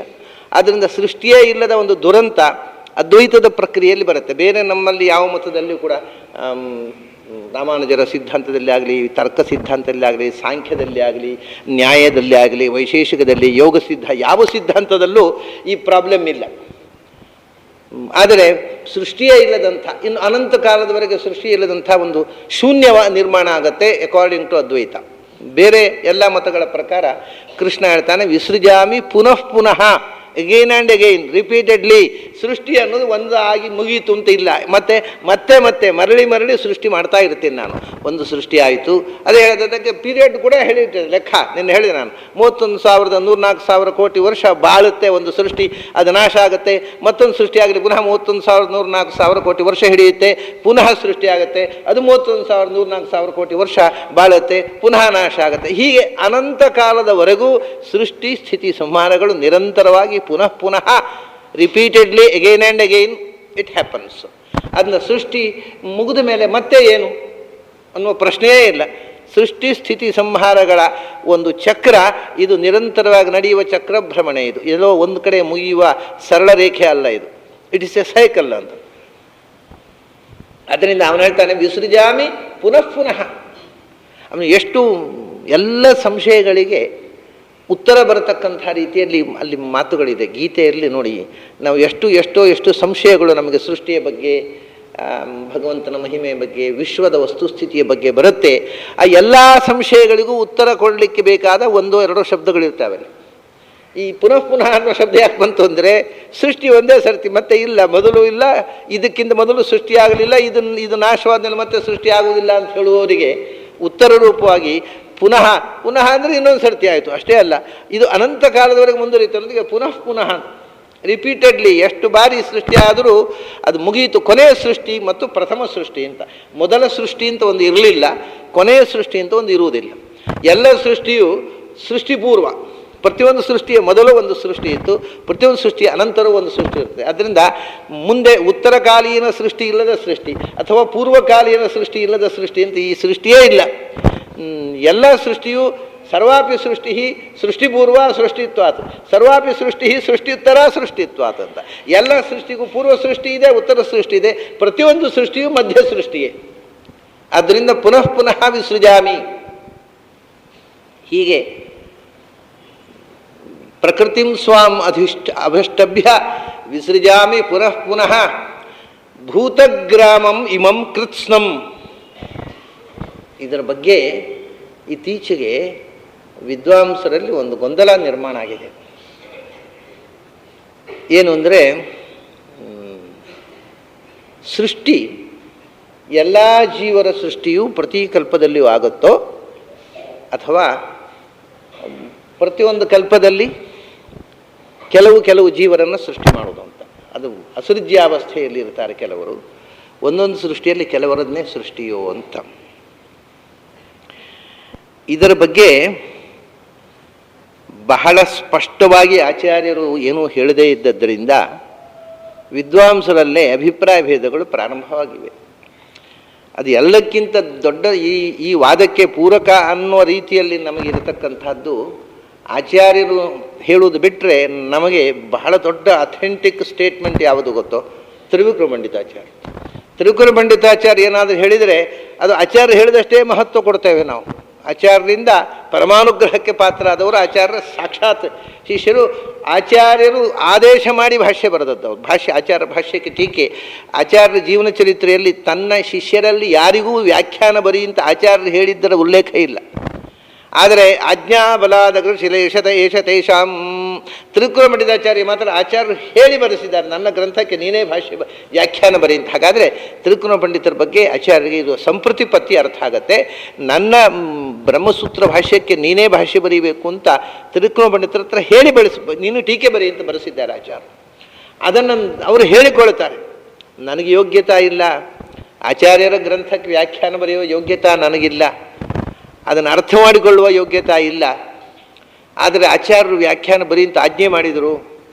ಅವರ ಆಜ್ಞೆಯಿಂದ ನನಗೊಂದು ಯೋಗ್ಯತೆ ಬಂತು. ಯಾವಾಗ ಆಜ್ಞೆ ಮಾಡಿದ್ರು ಅವ್ರು ಬರೆಸ್ತಾರೆ ನನ್ನ ಕೈಲಿ, ಇನ್ನು ಅವರ ಜವಾಬ್ದಾರಿ ಅಂತ ಹೇಳಿ ಬರೀತೀರಿ ಅಂತ. ಹೀಗೆ ಒಂದು ಧೈರ್ಯ ಇಲ್ಲದಿದ್ದರೆ ನನಗೆ ಬರೆಯೋ ಧೈರ್ಯ ಇಲ್ಲ. ಆಚಾರ್ಯರ ಒಂದು ಮಾತನ್ನು ಪೂರ್ಣ ಅರ್ಥ ಮಾಡಿಕೊಳ್ಳುವ ಶಕ್ತಿ ನನಗಿಲ್ಲ ಅಂತ ಹೇಳ್ತಾರೆ. ಆದರೆ ಆಚಾರ್ಯ ಹೇಳಿದ್ರಿಂದ ಅವ್ರು ನುಡಿಸ್ತಾರೆ, ಅವ್ರು ಬರೆಸ್ತಾರೆ, ಬರೀತಾರೆ. ಹಾಗಾಗಿ ತ್ರಿವಿಕ್ರಮ ಪಂಡಿತರು ಏನಾದರೂ ಹೇಳಿದರೆ ಅದು ಆಚಾರ್ಯರ ಹೇಳಿಕೆಯಷ್ಟೇ ಅಥೆಂಟಿಕ್ಕು. ಇವತ್ತು ಸಿದ್ಧಾಂತದ ಒಂದು ತೀರ್ಮಾನದಲ್ಲಿ ಅವರು ಒಂದು ಕಡೆ ಈ ಮಾತು ಏನು ಅಂದರೆ ತ್ರಿದಿವ ನಿರಯ ಭೂಗೋಚರ ನಿತ್ಯಬದ್ಧಾನ್, ನಿತ್ಯ ಸಂಸಾರಿಗಳು ಅಂದರೆ ಅವ್ರಿಗೆ ಯಾವತ್ತೂ ಕೂಡ ಅವ್ರದ್ದು ಭೂಮಿ ಸ್ವರ್ಗ ನರಕ, ಭೂಮಿ ಸ್ವರ್ಗ ನರಕ, ಈ ಮೂರರ ಚಕ್ರಭ್ರಮಣ ನಿರಂತರ ನಡೀತಾ ಇರ್ತದೆ ನಿತ್ಯ ಸಂಸಾರಿಗಳಿಗೆ ಅಂತ ಅನ್ನತಕ್ಕಂಥ ಮಾತನ್ನು ಅವರು ವಾಯುಸ್ತುತಿಯಲ್ಲಿ ಹೇಳ್ತಾರೆ. ಇದು ಈ ಎಲ್ಲ ಜೀವರನ್ನು ಏಕಕಾಲದಲ್ಲಿ ಸೃಷ್ಟಿ ಮಾಡ್ತಾನೆ ಅನ್ನುವುದಕ್ಕೆ ಪ್ರಾಯ ಇದು ಒಂದು ಸ್ಫೂರ್ತಿ ಇರಬಹುದು ಆ ವಾದಕ್ಕೆ. ಇಲ್ಲದಿದ್ದರೆ ಏನಾಗುತ್ತೆ ಅಂದರೆ ನಿತ್ಯ ಸಂಸಾರಿಗಳಿಗೆ ಒಂದು ಜೀವಕ್ಕೆ ಸಾಮಾನ್ಯ ಈ ತನಕ ಇದ್ದ ನಂಬಿಕೆ ಒಂದು ಜೀವಕ್ಕೆ ಒಂದು ಕಲ್ಪದಲ್ಲಿ ಸೃಷ್ಟಿ, ಅದಕ್ಕಿಂತ ಹಿಂದಿನ ಕಲ್ಪದಲ್ಲಿಯೂ ಇಲ್ಲ, ಅದನ್ನು ಮುಂದಿನ ಕಲ್ಪಕ್ಕೂ ಜೀವನಿಗೆ ಸೃಷ್ಟಿ ಇಲ್ಲ. ಒಂದು ಕಲ್ಪದಲ್ಲೇ ಅವನು ಸೃಷ್ಟಿಯಾಗಿ ಅವನ ಸಾಧನೆ ಮುಗಿಬೇಕು. ಯಾವ ಮನುಷ್ಯ ಜೀವಕ್ಕೆ, ದೇವತೆಗಳಿಗೆ ಉಂಟು ಅನೇಕ ಕಲ್ಪ. ಒಂದು ಕಲ್ಪದಲ್ಲೇ ಮುಗಿದು ಅವನು ಮುಕ್ತಿಯೋಗ್ಯ ಆದರೆ ಮುಕ್ತಿಗೆ ಹೋಗ್ತಾನೆ, ತಮಯೋಗ್ಯ ಆದರೆ ತಮಸ್ಸಿಗೆ ಹೋಗ್ತಾನೆ, ನಿತ್ಯ ಸಂಸಾರಿ ಏನಾಗ್ತಾನೆ. ಮುಂದಿನ ಕಲ್ಪದಲ್ಲಿ ಅವನ ಸೃಷ್ಟಿ ಇಲ್ಲ ಅಂತ ನಿತ್ಯ ಸಂಸಾರಿಗೂ ಕೂಡ ಒಂದು ನಿತ್ಯವಾದ ಸ್ಥಿತಿಯನ್ನು ಹೇಳ್ತಾರೆ ಅನಂತರದವರು. ನಿತ್ಯವಾದ ಸ್ಥಿತಿ ಮತ್ತೆ ಹುಟ್ಟಲಿಕ್ಕಿಲ್ಲ, ಅವನಿಗೆ ಎಲ್ಲೋ ಒಂದು ಕಡೆ ಶಾಶ್ವತವಾಗಿ ಇದ್ದು ಬಿಡ್ತಾನೆ. ಹಾಗಾದ್ರೆ ಅವನಿಗೆ ಒಂದು ಮುಕ್ತಿ ಒಪ್ಪಿದ ಹಾಗಾಯ್ತಲ್ಲ. ನಿತ್ಯ ಸಂಸಾರಿಗೂ ಒಂದು ನಿತ್ಯವಾಗಿ ಎಲ್ಲೋ ಒಂದು ಕಡೆ ಇರ್ತಾನೆ ಅಂದರೆ ಅದು ಮುಕ್ತಿ ಆಯ್ತಲ್ವ? ಮುಕ್ತಿ ಅಲ್ಲ ಅದು, ಯಾಕೆಂದರೆ ಆನಂದಮಯ ಅಲ್ಲ ಅಂತ ಹೇಳಬೇಕು. ಆನಂದಮಯವಾದ ಸ್ಥಿತಿ ಮುಕ್ತಿ ಅಂತ ಹೇಳಲಿಕ್ಕೆ ತಮಸ್ಸನ್ನು ಮುಕ್ತಿ ಅಂತ ಹೇಳ್ತಾರೆ ಆಚಾರ್ಯ. ದುಃಖಮಯವಾದ ನಿತ್ಯ ಸ್ಥಿತಿಯೂ ಮುಕ್ತಿ ಆಗಬಹುದು, ಆನಂದಮಯವಾದ ನಿತ್ಯ ಸ್ಥಿತಿಯು ಮುಕ್ತಿ ಆದರೆ ಸುಖ ದುಃಖಮಯವಾದ ನಿತ್ಯ ಸ್ಥಿತಿ ಯಾಕೆ ಮುಕ್ತಿ ಅಲ್ಲ? ಮುಕ್ತಿ ಅಂದರೆ ಏನು ಅಂದರೆ ಅದು ದುಃಖ ಇದೆಯೋ ಸುಖ ಇದೆಯೋ ಅದು ಪ್ರಶ್ನೆ ಅಲ್ಲ. ಮುಕ್ತಿ ಅಂದರೆ ಸಂಸಾರದಿಂದ ಬಿಡುಗಡೆ. ಅದು ನಿತ್ಯ ಸಂಸಾರಿಗೂ ಒಂದು ಕಲ್ಪ ಆದ ಮೇಲೆ ಮತ್ತೆ ಸಂಸಾರಕ್ಕೆ ಬರಲಿಕ್ಕಿಲ್ಲ ಅಂದರೆ ನಿತ್ಯ ಸಂಸಾರಿಗೂ ಮುಕ್ತಿ ಉಂಟು ಅಂತ ಹೇಳಿದಾಗ ಇದೊಂದು ಸಮಸ್ಯೆ ಇದೆ. ಹಾಗಾಗಿ ಕೆಲವರು ನಿತ್ಯ ಸಂಸಾರಿಗಳು ಈ ಕಲ್ಪದಲ್ಲಿ ಅಂತಲ್ಲ, ಯಾವುದೋ ಒಂದು ಕಲ್ಪದಲ್ಲಿ ಅವರು ಒಂದು ಮುಷ್ಟಿ ಸೃಷ್ಟಿ ಅಲ್ಲ, ಮತ್ತು ಪ್ರತಿ ಕಲ್ಪದಲ್ಲೂ ಹುಡ್ತಾರೆ, ಪ್ರತಿ ಕಲ್ಪದಲ್ಲೂ ಸಂಸಾರ, ಅವರು ಬಿಡುಗಡೆಯೇ ಇಲ್ಲ ಅಂತ. ಹಾಗೆ ಹೇಳಿದ ಮೇಲೆ ನಿತ್ಯ ಸಂಸಾರಿಗಳಿಗೆ ಮಾತ್ರ ಏನು, ಮತ್ತು ಉಳಿದವರನ್ನು ಮಾತ್ರ ಅಪರೂಪಕ್ಕೊಮ್ಮೆ ಸೃಷ್ಟಿ ಮಾಡೋದೇನು, ಮೋಕ್ಷಯೋಗ್ಯರನ್ನು ನಿತ್ಯ ಸೃಷ್ಟಿ. ಹಾಗಾದರೆ ಒಂದು ಕಲ್ಪದಲ್ಲೇ ಸಾಧನೆ ಒಂದು ಕಲ್ಪದಲ್ಲಿ, ಅದ್ರ ಮುಂಚೆ ಏನು ಮಾಡ್ತಿದ್ರು? ಇದೆಲ್ಲ ಸಮಸ್ಯೆಗಳು. ಅದರಿಂದ ನಿತ್ಯ ದೇವತೆಗಳಿಗೂ ಅಷ್ಟೇ, ಚತುರ್ಮುಖನಿಗೆ ಸಮೇತ 100 ಕಲ್ಪ ಸಾಧನೆ, ಅದಕ್ಕಿಂತ ಮೊದಲು 100 ಕಲ್ಪ ಅಪರೋಕ್ಷ ಜ್ಞಾನ, ಆದ ನಂತರದ ಪ್ರಾರಬ್ಧ ಪುಣ್ಯ ಪ್ರಾರಬ್ಧ, 100 ಕಲ್ಪ ಸಾಧನೆ, 200 ಕಲ್ಪ ಅಂತ ಹೇಳ್ತಾರೆ. 200 ಕಲ್ಪಕ್ಕಿಂತ ಆಚೆನ ಮತ್ತೆ ಆತನಿಗೆ ಸೃಷ್ಟಿ ಹೇಳಿದರೆ ಮತ್ತೊಂದು ಸಮಸ್ಯೆ ಆಗುತ್ತೆ. 200 ಕಲ್ಪ ಅಂತ ಕೌಂಟಿಂಗ್ ತಪ್ಪಾಗುತ್ತೆ. ಹೀಗೆ ಅನೇಕ ಗೊಂದಲಗಳಿರುವುದರಿಂದ ಜೀವಜಾತ ಪ್ರಾಯ ಇಷ್ಟಂತೂ ಹೇಳಬಹುದೇನೋ, ನಿತ್ಯ ಸಂಸಾರಿಗಳಿಗೆ ಪ್ರತಿ ಕಲ್ಪದಲ್ಲೂ ಸೃಷ್ಟಿ, ಅವರಿಗೆ ಬಿಡುಗಡೆ ಇಲ್ಲ. ಆದರೆ ಮುಕ್ತಿಯೋಗ್ಯರಿಗೆ ಅವರಿಗೆ ನಿಯತ ಸೃಷ್ಟಿ, ಅಷ್ಟು ಸಾಧನೆ ಆದಮೇಲೆ ಮುಕ್ತಿ. ಹೀಗೆ ಹೇಳಬೇಕಾಗತ್ತೇನೋ ಅಂತ ಕಾಣುತ್ತೆ ನನಗೆ. ಅಂದರೆ ಇದರ ಬಗ್ಗೆ ಇನ್ನೂ ಸಾಕಷ್ಟು ಆಚಾರ್ಯರು ಸ್ಪಷ್ಟವಾಗಿ ಹೇಳಿಬಿಟ್ರೆ ನಮಗೆ ತಲೆಬಿಸಿ ಇಲ್ಲ. ಆಚಾರ್ಯರು ಯಾವುದನ್ನು ಸ್ಪಷ್ಟವಾಗಿ ಹೇಳಿಲ್ಲ, ಅದರ ಬಗ್ಗೆ ಚರ್ಚೆ ನಡೀಬೇಕು. ನಿತ್ಯ ಸಂಸಾರಿಗಳಿಗೆ ಯಾವತ್ತೋ ಒಮ್ಮೆ ಸೃಷ್ಟಿ ಅಂತ ಹೇಳೋದು ಸ್ವಲ್ಪ ಕಷ್ಟದ ಸಮಸ್ಯೆ. ಹಾಗಾಗಿ ಅಂಥದ್ದನ್ನು ಸದಾ ಸೃಷ್ಟಿ ನಿರಂತರ ಇದನ್ನು ಯಾಕೆ ಹೇಳಿದೆ ಅಂದರೆ ಇಲ್ಲಿ ಕೃಷ್ಣ ಹೇಳುವಾಗ ನಿರಂತರ ಎಲ್ಲರಿಗೂ ಏಕಕಾಲದ ಸೃಷ್ಟಿ ಹೌದೇನೋ ಅನ್ನುವಂಥ ರೀತಿಯಲ್ಲಿ ಶಬ್ದ ಇದೆ. ಭೂತಗ್ರಾಮಂ ಇಮಂ ಕೃಷ್ಣಂ. ಭೂತ ಅಂದರೆ ಜೀವಗಳು, ಭೂತಗಳು ಅಂದರೆ ನಮ್ಮಲ್ಲಿ ಸತ್ತ ಮೇಲೆ ಭೂತ ಆಗೋದು. ಈ ಮೊದಲೇ ಭೂತ ಅಂದರೆ ಎಲ್ಲ ಜೀವಗಳಿಗೂ ಸಂಸ್ಕೃತದಲ್ಲಿ ಭೂತ ಅಂತಾರೆ. ಭೂತಿ ಅಂದರೆ ಎತ್ತರಕ್ಕೇರುವಿಕೆ, ಉನ್ನತಿ, ಅಭ್ಯುನ್ನತಿ, ಅಭ್ಯುದಯ, ಅದನ್ನು ಪಡೆಯುವ ಅರ್ಹತೆ ಉಳ್ಳವುಗಳೆಲ್ಲ ಭೂತಗಳು. ಜಡಕ್ಕೆ ಮೇಲಕ್ಕೆ ಹೋಗುವ ಶಕ್ತಿ ಇಲ್ಲ, ಎತ್ತರಕ್ಕೆ ಇರುವ ಶಕ್ತಿ ಮಾನಸಿಕವಾಗಿ ಜೀವಕ್ಕೆ ಮಾತ್ರ ಇರುವುದು. ಆದ್ದರಿಂದ ಎಲ್ಲ ಜೀವಗಳು ಭೂತಗಳು. ಅದಕ್ಕೋಸ್ಕರವೇ ಭಗವಂತನನ್ನು ಏಕೋ ವಿಷ್ಣು ಮಹದ್ಭೂತಂ, ಅವನು ದೊಡ್ಡ ಭೂತ, ಇವೆಲ್ಲ ಚಿಕ್ಕ ಭೂತಗಳು ಅಂತ ಹೇಳ್ತಾರೆ ಜೀವನನ್ನು. ಅಸ್ಯ ಮಹತೋ ಭೂತಸ್ಯ ನಿಶ್ವಸಿತಮ್ಯೇತದ್ ಋಗ್ವೇದ ಯಜುರ್ವೇದ ಸಾಮವೇದ ಅಥರ್ವವೇದ ಇತಿಹಾಸ ಪುರಾಣ ಪಂಚಮೋ ವೇದಾನಾಂ ವೇದ. ಅಥರ್ವವೇದ ಅಲ್ಲ, ಇದು ಬೃಹದಾರಣ್ಯಕೋಪನಿಷತ್ತು, ಛಾಂದೋಗ್ಯೋಪನಿಷತ್ನಲ್ಲಿ ಕೂಡ ಭಗವಂತನನ್ನು ಮಹಾಭೂತ ಅಂತ ಕರೆದಿದ್ದಾರೆ. ವಿಷ್ಣು ಸಹಸ್ರನಾಮದ ಕೊನೆಯಲ್ಲಿ ಅದನ್ನು ಕನ್ಫರ್ಮ್ ಮಾಡಿದ್ದಾರೆ. ಅವನು ಮಹಾಭೂತ,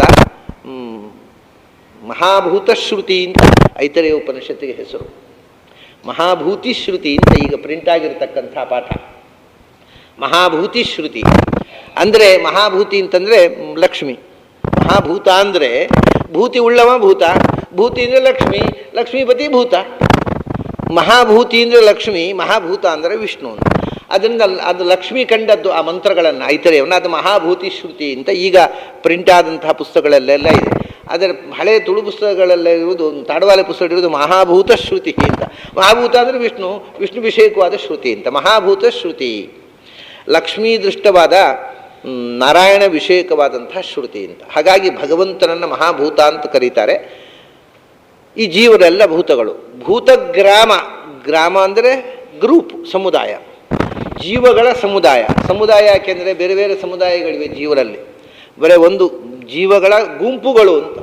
ಯಾಕೆಂದರೆ ಒಂದೊಂದು ಜೀವದ ಗುಂಪೆ, ಮನುಷ್ಯ ಜೀವ, ಮುಕ್ತಿಯೋಗ್ಯ ಜೀವ, ಸಂಸಾರ ಯೋಗ್ಯ ಜೀವ, ತಮೋಯೋಗ್ಯ ಜೀವ. ಮುಕ್ತಿಯೋಗ್ಯರಲ್ಲಿಯೂ ಮನುಷ್ಯ ಜೀವ, ಋಷಿ ಜೀವ, ದೇವತಾ ಜೀವ. ದೇವತಾ ಜೀವಗಳಲ್ಲಿಯೂ ಬ್ರಹ್ಮಪದಕ್ಕೆ ಯೋಗ್ಯವಾದ ಜೀವಗಣ, ರುದ್ರಪದ ಯೋಗ್ಯವಾದ ಜೀವಗಣ, ಇಂದ್ರಪದ ಯೋಗ್ಯವಾದ ಜೀವಗಣ. ಹೀಗೆ ಗ್ರಾಮಗಳು. ಗ್ರಾಮಗಳು ಅಂದರೆ ಗುಂಪುಗಳು. ಜೀವದಲ್ಲಿ ಬೇರೆ ಬೇರೆ ಗ್ರಾಮಗಳಿವೆ. ಅವು ಸೇರಿ ಎಲ್ಲ ಜೀವ ಸಮುದಾಯ. ಅಷ್ಟೇ, ಜೀವ ಸಮುದಾಯ ಅಂತ ಹೇಳುವುದಿಲ್ಲ ಅವನು, ಕೃತ್ಸ್ನಂ ಅಂತ ಹೇಳ್ತಾನೆ. ಕೃತ್ಸ್ನಂ ಅಂದರೆ ಎಂಟೈರ್ ಅಂತ ಇಂಗ್ಲೀಷ್ ಹೇಳಿದಾಗೆ ಸಮಸ್ತ ಜೀವ ಸಮುದಾಯವನ್ನು ಸೃಷ್ಟಿ ಮಾಡ್ತೇನೆ ಅಂತ. ಹಾಗಾದರೆ ಮತ್ತೆ ಎಲ್ಲೋ ಒಂದು ಕಲ್ಪದಲ್ಲಿ ಒಂಚೂರು, ಇನ್ನೊಂದು ಕಲ್ಪ ಒಂಚೂರು ಅಲ್ವೇನೋ ಅಂತ ಅರ್ಥ ನಮಗೆ ಕಾಣುವಂತೆ ಕೃತ್ಸ್ನಂ ಅನ್ನುವ ಶಬ್ದವನ್ನು ಬಳಸ್ತಾನೆ. ಹಾಗಾಗಿ ನಿತ್ಯ ಸಂಸಾರಿಗಳ ಮಟ್ಟಿಗಾದರೂ ಪೂರ್ತಿ ಜೀವಸೃಷ್ಟಿ ಅನ್ನೋದನ್ನು ಕೃಷ್ಣ ಇಲ್ಲಿ ಸೂಚಿಸ್ತಾನೇನೋ ಅಂತ ನನಗೂ ಅನ್ನಿಸ್ತಾ ಇದೆ. ಇದರ ಬಗ್ಗೆ ತುಂಬ ಸಂಶೋಧನೆ ನಡಿಬೇಕು. ಯಾಕೆಂದರೆ ಈ ಹಿಂದೆ ಇರತಕ್ಕಂಥ ಕಾನ್ಸೆಪ್ಟು ಪೂರ್ತಿ ಸೃಷ್ಟಿ ಆಗುವುದಿಲ್ಲ ಅಂತ. ಸಮಗ್ರ ದಾಸ ಸಾಹಿತ್ಯದಲ್ಲಿ ದಾಸರುಗಳು ಸೃಷ್ಟಿಯನ್ನು ಒಂದೊಂದು ಕಲ್ಪದಲ್ಲಿ ಮುಷ್ಟಿ ಸೃಷ್ಟಿ ಅಂತ ಹೇಳ್ತಾರೆ. ಇಷ್ಟು ಒಂದು ಕೆಲವು ಜೀವರನ್ನು ಸೃಷ್ಟಿ ಮಾಡ್ತಾನೆ ಅಂತ. ಹಾಗಾಗಿ ನಾವು ಈಗ ಏನು ಬದಲಾವಣೆ ಮಾಡಿದರೂ ಈ ತನಕದ ನಂಬಿಕೆ ಅಷ್ಟೂ ದಾಸ ಸಾಹಿತ್ಯದ ಹಾಡುಗಳು ಬಿದ್ದು ಹೋಗ್ತವೆ. ಬದಲಾವಣೆ ಮಾಡೋದು ಅಂತಂದರೆ ಅಷ್ಟು ಸುಲಭ ಇಲ್ಲ. ಅದು ಇಷ್ಟು ತನಕದ ಬಂದಿರತಕ್ಕಂಥ ಅನೇಕ ವಿದ್ವಾಂಸರ ನಂಬಿಕೆಗಳು, ಅನೇಕ ದೇವರ ನಾಮಗಳೆಲ್ಲ ಬಿದ್ದು ಹೋಗ್ತವೆ. ಅವು ತಪ್ಪು ಅಂತ ಬಿಸಾಡಬೇಕಾಗತ್ತೆ. ಆದ್ದರಿಂದ ಯಾವುದೇ ತೀರ್ಮಾನ ಮಾಡಬೇಕಾಗಿದ್ದರೂ ಬಹಳ ಎಚ್ಚರಿಕೆಯಿಂದ ಇದರ ಬಗ್ಗೆ ವಿಮರ್ಶೆ ನಡೀಬೇಕು. ಅದಕ್ಕೋಸ್ಕರ ನಾನು ಇದರ ಬಗ್ಗೆ ಸಾಧ್ಯತೆಯನ್ನು ಮಾತ್ರ ನಾನು ಹೇಳಿದೆ, ತೀರ್ಮಾನ ಇನ್ನೂ ಹೇಳಿಲ್ಲ ನಾನು. ಭೂತಗ್ರಾಮಂ ಇಮಂ ಕೃತ್ಸ್ನಂ ಅವಶಂ ಪ್ರಕೃತೇರ್ವಶಾತ್. ಅವಶಂ ಪ್ರಕೃತೇರ್ವಶಾತ್. ಪ್ರಕೃತೇರ್ವಶಾತ್, ಇದು ಇಡೀ ಜೀವಜಾತ ಪ್ರಕೃತಿಯ ಅಧೀನವಾಗಿದೆ. It is dependent on nature ಅಂತ. ಪ್ರಕೃತಿಯ ಅಧೀನವಾಗಿರುವ ಈ ಭೂತಗ್ರಾಮ, ಇಡೀ ಸಮಸ್ತ ಜೀವಜಾತವು ಜಡ ಪ್ರಕೃತಿಗೆ ಅಧೀನವಾಗಿದೆ. ಯಾಕೆಂದರೆ ಜಡ ಪ್ರಕೃತಿಯಿಂದ ಬದ್ಧವಾಗಿದೆ. ಮೋಕ್ಷ ಆಗುವ ತನಕವೂ ಜೀವಜಾತ ಅನ್ನೋದು ಜಡ ಪ್ರಕೃತಿಯ ಬಂಧಕ್ಕೆ ಒಳಗಾಗಿದೆ.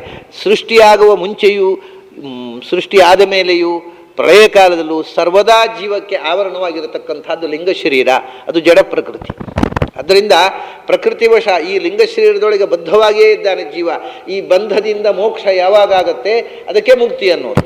ಅದನ್ನು ಮೋಕ್ಷಕ್ಕೆ ಹೋಗುವಾಗ ಮಾತ್ರ ಪ್ರಕೃತಿ ಬಂಧನದಿಂದ ಬಿಡುಗಡೆ. ಅಲ್ಲಿ ತನಕವೂ ಪ್ರಕೃತಿಯ ವಶವೇ ಇರ್ತದೆ. ಜಡ ಪ್ರಕೃತಿ, ಜಡ ಪ್ರಕೃತಿಯ ಅಭಿಮಾನಿನಿಯಾಗಿರತಕ್ಕಂಥ ಚೇತನ ಪ್ರಕೃತಿ, ಪ್ರಕೃತೇರ್ ವಶಾತ್. ಆದ್ದರಿಂದ ಅವಶಂ ಅಂತ. ಅವಶ್ಯಂ ಅಂದರೆ ಜೀವಕ್ಕೆ ತಾನೇ ತಾನಾಗಿ ಸೃಷ್ಟಿಯಾಗುವ ಸಾಧ್ಯತೆ ಇಲ್ಲ. ಅವನು ಬಯಸಿದಂತೆ ಸೃಷ್ಟಿ ತನ್ನನ್ನು ತಾನು ಮಾಡಿಕೊಳ್ಳಲಾರ. ಅವನು ಪರಾಧೀನ, ಅವಶ. ಅವನು ತನ್ನ ವಶ ಅಲ್ಲ, ಸ್ವವಶನಲ್ಲ, ಪ್ರಕೃತಿಯ ಅಧೀನ. ಆದ್ದರಿಂದಲೇ ಇನ್ನೊಂದು ಬಂತು, ಅವಶ. ಅವನು ಪ್ರಕೃತಿಯ ಅಧೀನ ಆದಮೇಲೆ ಅವಶ ಆಗಲೇಬೇಕು. ಅಂದರೆ ಏನು? ಅಹ ಇತಿ ಬ್ರಹ್ಮ ತತ್ರಾಗತಂ ಅಹಮಿತಿ. ಅಹ ಅಂದರೆ ಭಗವಂತ. ಪ್ರಕೃತಿಯ ಅಧೀನ ಆದಮೇಲೆ ಪ್ರಕೃತಿ ಭಗವಂತರ ಅಧೀನ ಆಗಿರೋದ್ರಿಂದ ಭಗವಂತನ ಅಧೀನ ಆಗಿರಲೇಬೇಕು. ಅವನು ಪ್ರಕೃತಿಯ ಅಧೀನ ಆದಮೇಲೆ ಪ್ರಕೃತಿ ನಿಯಾಮಕರಾದ ಭಗವಂತನ ಅಧೀನ ಅನ್ನೋದು ಸ್ವತೇವ ಸಿದ್ಧ. ಆದ್ದರಿಂದ ಅಕಾರವಾಚ್ಯನಾದ ಭಗವಂತನಿಗೆ ವಶ, ಆದರೆ ಸ್ವವಶ ಅಲ್ಲ. ಅವಶಂ ಪ್ರಕೃತೇ ವಶಾತ್. ಇಷ್ಟೆಲ್ಲ ಜಗತ್ತನ್ನು ಸೃಷ್ಟಿ ಮಾಡಿದೆ. ಯಾರ್ಯಾರೋ ಅನಂತ ಜೀವಗಳು, ಅದು ಎಷ್ಟು ಸೃಷ್ಟಿ ಆಯಿತು. ಅನಂತ ಕೋಟಿ ಬ್ರಹ್ಮಾಂಡ ನಾಯಕ ಅಂತ ಹೇಳ್ತಾರೆ ನೋಡಿ. ಅನಂತ ಕೋಟಿ ಅಂದರೆ ಅನಂತ ಕೋಟಿ ಬ್ರಹ್ಮಾಂಡಗಳು ಸೃಷ್ಟಿಯಾಗಿದ್ದೇವೆ ಈ ತನಕ. ಅನಂತ ಸೃಷ್ಟಿಯಾಗಿದೆ. ಇನ್ನು ಮುಂದೆ ಅನಂತ ಕೋಟಿ ಬ್ರಹ್ಮಾಂಡಗಳು ಸೃಷ್ಟಿಯಾಗ್ತವೆ. ಅದೆಲ್ಲವನ್ನು ಸೃಷ್ಟಿ ಮಾಡಿದವ ನಮಃ ಪಂಕಜನೇ ಭನಾಭಾಯ ನಮಃ ಪಂಕಜ ಮಾಲಿನೇ. ಪಂಕಜ ಮಾಲಿ, ಪಂಕಜ ಅಂದರೆ ಬ್ರಹ್ಮಾಂಡ, ಅದರ ಮಾಲೆ ಒಂದೆರಡಲ್ಲ, ಹಿಂದೆ ಎಷ್ಟು ಆಗಿದೆ. ಮಾಲೆ ಅಂದರೆ ಸರಮಾಲೆ, ಬ್ರಹ್ಮಾಂಡದ ಸರಮಾಲೆಯನ್ನು ಸೃಷ್ಟಿ ಮಾಡಿದವ. ಇಷ್ಟು ಸೃಷ್ಟಿ ಮಾಡಿದಿ, ಇಷ್ಟು ಸೃಷ್ಟಿ ಮಾಡಿ ನಿನಗೇನು ಕರ್ಮ ಅಂಟಿಕೊಳ್ಳಿಲ್ವಾ? ನಾವು ಏನೋ ಒಂದು ಚೂರು ಮಾಡಿದರೆ ವಿಪರೀತ ಅಂಟಿಕೊಳ್ಳುತ್ತೆ ಅದು. ಅದು ಮತ್ತೆ ಮಾಡಿದ್ದನ್ನೆಲ್ಲ ಮುಗಿಸಲಿಕ್ಕೆ ಎಷ್ಟು ಅಂಟಿಕೊಳ್ಳುತ್ತೆ ಅಂದರೆ, ಒಬ್ಬ ಮನುಷ್ಯ ಒಂದು ಜನ್ಮದಲ್ಲಿ ಆದಷ್ಟು ಕಮ್ಮಿ ಪಾಪ ಮಾಡಬೇಕು, ಆದಷ್ಟು ಭಗವಂತನ ಆರಾಧನೆಯನ್ನೇ ಮಾಡಬೇಕು, ಆದಷ್ಟು ಒಳ್ಳೆಯ ಕೆಲಸ ಮಾಡಿಕೊಂಡು ನಿರ್ಲಿಪ್ತನಾಗಿ ಬದುಕಬೇಕು ಅಂತ ಪ್ರಯತ್ನ ಮಾಡಿದರೂ ಕೂಡ ಒಂದು ಜನ್ಮದಲ್ಲಿ ಮಿನಿಮಮ್ ಇನ್ನು 10 ಜನ್ಮಕ್ಕೆ ಬೇಕಾಗುವಷ್ಟು ಪ್ರಾರಬ್ಧ ಕರ್ಮ ಸಂಚಯ ಆಗತ್ತೆ ಅಂತ ಶಾಸ್ತ್ರಕಾರರು ತೀರ್ಮಾನ ಮಾಡಿದ್ದಾರೆ. ದಶಾವರಾಣಾಂ ದೇಹಾನಾಂ ಕಾರಣಾನಿ ಕರೋತ್ಯಯಂ ಅಂತ. ಹಾಗಾದರೆ ನಿನಗೆ ಎಷ್ಟು ಅವತಾರಗಳಾಗಬೇಕು, ಎಷ್ಟು ಜನ್ಮ ತಾಳಬೇಕು, ನಿನ್ನ ಪ್ರಾರಬ್ಧ ಕರ್ಮ ಎಂಥದ್ದು? ಯಾವ ಪ್ರಾರಬ್ಧ ಕರ್ಮ ಇದು? ಈ ಸೃಷ್ಟಿ ಮಾಡೋದು ಯಾಕೆ ನಿನ್ನ ತಲೆಗೆ ಬಿತ್ತು? ಆ ಸೃಷ್ಟಿ ಮಾಡಿದವನ ಸಂಹಾರ ಮೇಲೆ ಈ ಸೃಷ್ಟಿ ಸಂಹಾರಗಳ ಪ್ರಾರಬ್ಧ ಕರ್ಮ ಯಾಕೆ ಭಗವಂತನಿಗೆ ಅಂಟಿತು? ಅದರಿಂದ ಲೇಪ ಆಗೋದಿಲ್ವಾ? ಪಾಪ ಯಾಕೆ ಬರುವುದಿಲ್ಲ? ಇಷ್ಟು ಜನರ ಸಂಹಾರ ಮಾಡ್ತಾನೆ ಭಗವಂತ, ಪಾಪ ಯಾಕೆ ಬರೋಲ್ಲ? ಈ ಯಾವ ಪುಣ್ಯಪಾಪಗಳು ಯಾವುದು ಲೇಪವೇ ಇಲ್ವಾ? ಕರ್ಮ ಮಾಡಿದ ಮೇಲೆ ಅಂಟಬೇಕಲ್ವಾ? ಕರ್ಮ ಅಂದರೆ ಒಂದು ಕಾರ್ಯ ಇದ್ದ ಮೇಲೆ ಕಾರಣ ಇರಬೇಕು, ಇದು ನಿಯಮ, ಲಾಜಿಕ್ಕು. ಕಾರ್ಯ ಮಡಕೆ ಇದ್ದ ಮೇಲೆ ಒಬ್ಬ ಕುಂಬಾರ ಇರಲೇಬೇಕು. ಅದು ಯಾರು ಕೂಡ ಅದನ್ನು ನಿರಾಕರಣೆ ಮಾಡುವುದಿಲ್ಲ. ಮಡಕೆ ಅಂಗಡಿಗೆ ಹೋಗಿ ಒಳ್ಳೆ ಮಡಕೆ ಇದೆ, ತುಂಬ ಚೆನ್ನಾಗಿ ಒಳ್ಳೆ ಆರ್ಟಿಸ್ಟಿಕ್ ಆಗಿ ಮಡಕೆ ಇತ್ತು, ಯಾರ್ರೀ ಈ ಮಡಕೆ ಮಾಡಿದವ, ಚೆನ್ನಾಗಿ ಮಾಡಿದ್ದಾನೆ ಅಂತೇವೆ ನಾವು. ಇಲ್ಲ ಸ್ವಾಮಿ, ಯಾರೂ ಮಾಡಿದ್ದಲ್ಲ, ಅದು ನಿನ್ನೆ ರಾತ್ರಿ ನಾವು ಬಾಗಿಲು ಹಾಕಿ ಹೋಗಿದ್ದು, ಬೆಳಗಾದ ಬರುವಾಗ ಇಲ್ಲೇ ಉದ್ಭವ ಆಗಿತ್ತು ಅಂದರೆ ನಂಬ್ತೇವೆ ನಾವು. ಅಂಗಡಿಯವನು ಹೇಳಿದ್ರು ನಾವು ನಂಬಲ್ಲ. ಅವನಿಗೆ ಬುದ್ಧಿ ನೆಟ್ಟಗಿಲ್ಲ, ಅವನು ಲ್ಯೂನೆಟಿಕ್, ಅವನ ಆಸ್ಪತ್ರೆ ಸೇರಿಸ್ಬೇಕು ಅಂದ್ರೆ ಸ್ವಲ್ಪ ಬುದ್ಧಿ ನೆಟ್ಟಗಿಲ್ಲ ಅಂತ ಹೇಳ್ತೇವೆ. ಆದ್ದರಿಂದ ಒಂದು ಕಾರ್ಯ ಇದ್ದ ಮೇಲೆ ಅದರ ಹಿಂದೆ ಒಂದು ಕಾರಣ ಇರಬೇಕು ಅನ್ನೋ ಲಾಜಿಕಿಯ ಈ ಎಲ್ಲಿಯೂ ಬಾಧಕ ಇಲ್ಲ. ಹಾಗಾಗಿ ಕರ್ಮ ಇದ್ದ ಮೇಲೆ ಅದಕ್ಕೆ ಕಾರಣಭೂತವಾಗಿರತಕ್ಕಂಥದ್ದೇನೋ ಒಂದು ಸಂಗತಿ ಇರಬೇಕು. ಅದಾದಮೇಲೆ ಕರ್ಮದಿಂದ ಆಗತಕ್ಕಂಥ ಆಫ್ಟರ್ ಇಫೆಕ್ಟು ಆಗ್ತಾ ಹೋಗಬೇಕು. ಭಗವಂತ ಇಷ್ಟೆಲ್ಲ ಮಹಾಕರ್ಮ, ಅದು ನಿನಗೆ ಅದರಿಂದ ಏನು ಪರಿಣಾಮ ಆಗಲಿಲ್ಲ, ಇಷ್ಟು ಸಮಯ ಸೃಷ್ಟಿ ಮಾಡಿದಿ, ಸಂಹಾರ ಮಾಡಿದಿ, ನಿನಗೇನು ಆಗಲಿಲ್ವ ಅದರಿಂದ ಅಂತ ಯಾರಾದರೂ ಪ್ರಶ್ನೆ ಮಾಡಿದರೆ ಅದಕ್ಕೆ ಕೃಷ್ಣ ಹೇಳ್ತಾನೆ, ನಚಮಾಂ ತಾನಿ ಕರ್ಮಾಣಿ ನಿಬಧ್ನಂತಿ ಧನಂಜಯ ಉದಾಸೀನವದಾಸೀನಮಸಕ್ತಂ ತೇಷು ಕರ್ಮಸು. ಕರ್ಮಗಳು ಬಂಧನ ಆಗಲಿಲ್ವಾ ಅಂತ ಕೇಳ್ತಾ ಇದ್ದಾರೆ. ಬಂಧನ ಆಗುವುದು ಯಾರಿಗೆ? ಎರಡು ವಿಷಯ ಇಲ್ಲಿ. ಒಂದು, ಬಂಧನ, ಕರ್ಮದ ಬಂಧನ ನಿನಗಾಗಲಿಲ್ವಾ ಅಂದರೆ, ಬಂಧನ ಅಂದರೆ ಡಿಪೆಂಡೆನ್ಸ್ ಅಲ್ವಾ? ಯಾರು ಇಂಡಿಪೆಂಡೆಂಟೋ ಅವನಿಗೆ ಕರ್ಮದ ಬಂಧನ ಆಗಲಿಲ್ವಾ ಅಂತ ಕೇಳುವುದೇ ತಪ್ಪಲ್ವ? ಅದರ ಅರ್ಥ ದೇವರು ಸ್ವತಂತ್ರ ಅಲ್ಲ ಅಂತಾಯಿತು. ಯಾರು ಸ್ವತಂತ್ರನೋ ಅವನಿಗೆ ಕರ್ಮಲೇಪ ಆಗಲಿ ಅಂತ ಲಾಜಿಕ್ಕೇ ತಪ್ಪು. ಹಾಗಿದ್ರೆ ಅವನು ಸ್ವತಂತ್ರ ಅಲ್ಲ. ನಮಗೆ ನಾವು ಮಾಡಿದ ಕರ್ಮಲೇಪ ಆಗುತ್ತೆ, ಹಾಗೆ ದೇವರಿಗೆ ಯಾಕೆ ಆಗೋಲ್ಲ? ಯಾಕೆಂದರೆ ಅವನು ಸ್ವತಂತ್ರ. ಆದ್ದರಿಂದ ಅದು ಕರ್ಮಲೇಪ ಆಗದಂತೆ ಮಾಡಿಕೊಳ್ಳುವಷ್ಟು ತಾಕತ್ತೂ ಇಲ್ಲದೇ ಇದ್ದರೆ ಅವನೇನು ಸ್ವತಂತ್ರ ಅವನು? ಹಾಗಾಗಿ ಅವನಿಗೆ ಯಾವ ಕರ್ಮಲೇಪವೂ ಆಗುವುದು ಸಾಧ್ಯ ಇಲ್ಲ, ಅವನು ಸ್ವತಂತ್ರನಾದ್ದರಿಂದ. ಇನ್ನೊಂದು ವಿಷಯ ಏನು ಅಂದರೆ, ಕರ್ಮಲೇಪ ಯಾರಿಗಾಗುವುದು ಅನ್ನೋದು ಒಂದು ಕಾಮನ್ ಸೆನ್ಸು. ಯಾರು ಮಾಡ್ತಾನೋ ಅವರಿಗೆ ಕರ್ಮಲೇಪ ಅಂತ ಎಲ್ಲರೂ ತಿಳ್ಕೊಂಡಿದ್ದಾರೆ. ಇದು ತಪ್ಪು ಸಂಗತಿ. ಯಾರು ಮಾಡ್ತಾರೆ ಅವರಿಗೆ ಕರ್ಮದ ಲೇಪ ಅಂತ, ಫಲ ಮಾಡಿದವರಿಗೆ ಫಲ ಸಿಗಬೇಕು ಅಂತ. ಅದನ್ನು ಕೆಲವರೆಲ್ಲ ನಾವು ತಪ್ಪು ಮಾಡಿದರೆ ಏನ್ರಿ, ಕೆಲವರು ಇದ್ದಾರೆ ನಾಸ್ತಿಕರು, ನಾವು ತಪ್ಪು ಮಾಡಿ, ದುರ್ಯೋಧನ ಅಂತವರು, ನಾವು ತಪ್ಪು ಮಾಡಿದರೆ ಏನು, ನಮ್ಮೊಳಗೆ ಕೂತು ನಿಮ್ಮ ದೇವರೇ ಮಾಡಿಸಿದ್ದು ಹೌದಲ್ಲ, ಅವನೇ ಹೋಗಲಿ ನರಕಕ್ಕೆ, ನಾವು ಹೋಗೋಲ್ಲ ಅಂತ ಕೂತು ಬಿಡ್ತಾರೆ. ಆದರೆ ಇದು ಅವರ ಲಾಜಿಕ್ಕು, ಭಾರಿ ಬುದ್ಧಿವಂತಿಕೆಯ ಲಾಜಿಕ್ಕು ಅಂತ ಹೀಗೆ ಮಾತಾಡಿ ಆರಾಮ ಕೂತು ಬಿಡ್ತಾರೆ. ಅವರಿಗೆ ನಿರ್ಭಯ ಏನು ಅಂದರೆ, ಮಾಡಿಸಿದವನು ಬೇಕಾದ್ರೆ ಹೋಗಲಿ ನರಕಕ್ಕೆ, ನಾವು ಯಾಕೆ ಹೋಗಬೇಕು? ಆದರೆ ವಿಷಯ ಏನಂದರೆ, ಯಾರು ಕರ್ಮ ಮಾಡಿದ್ದು, ನಾವು ಮಾಡಿದ್ದಲ್ಲ, ಕೇನಾಪಿ ದೈವೇನ ಹೃದಯ ಸ್ಥಿತಿಯನ್ನು ನೀವೇ ಹೇಳೋದಲ್ಲ, ಒಳಗಿದ್ದು ಮಾಡಿಸ್ತಾನೆ, ಅವನೇ ಹೋಗಲಿ. ಆದರೆ ತಮಾಷೆ ಏನು ಅಂದರೆ, ಹೀಗೆ ಮಾತಾಡುವವರಿಗೆ ಕರ್ಮದ ಒಂದು ಮೂಲಭೂತವಾದ ಕಾಮನ್ ಸೆನ್ಸ್ ಕೂಡ ಇಲ್ಲ. ಯಾರು ಮಾಡ್ತಾರೋ ಅವರಿಗೆ ಫಲ ಅಲ್ಲ, ಈ ಲೋಕದಲ್ಲಿ ಕೂಡ ಅಲ್ಲ.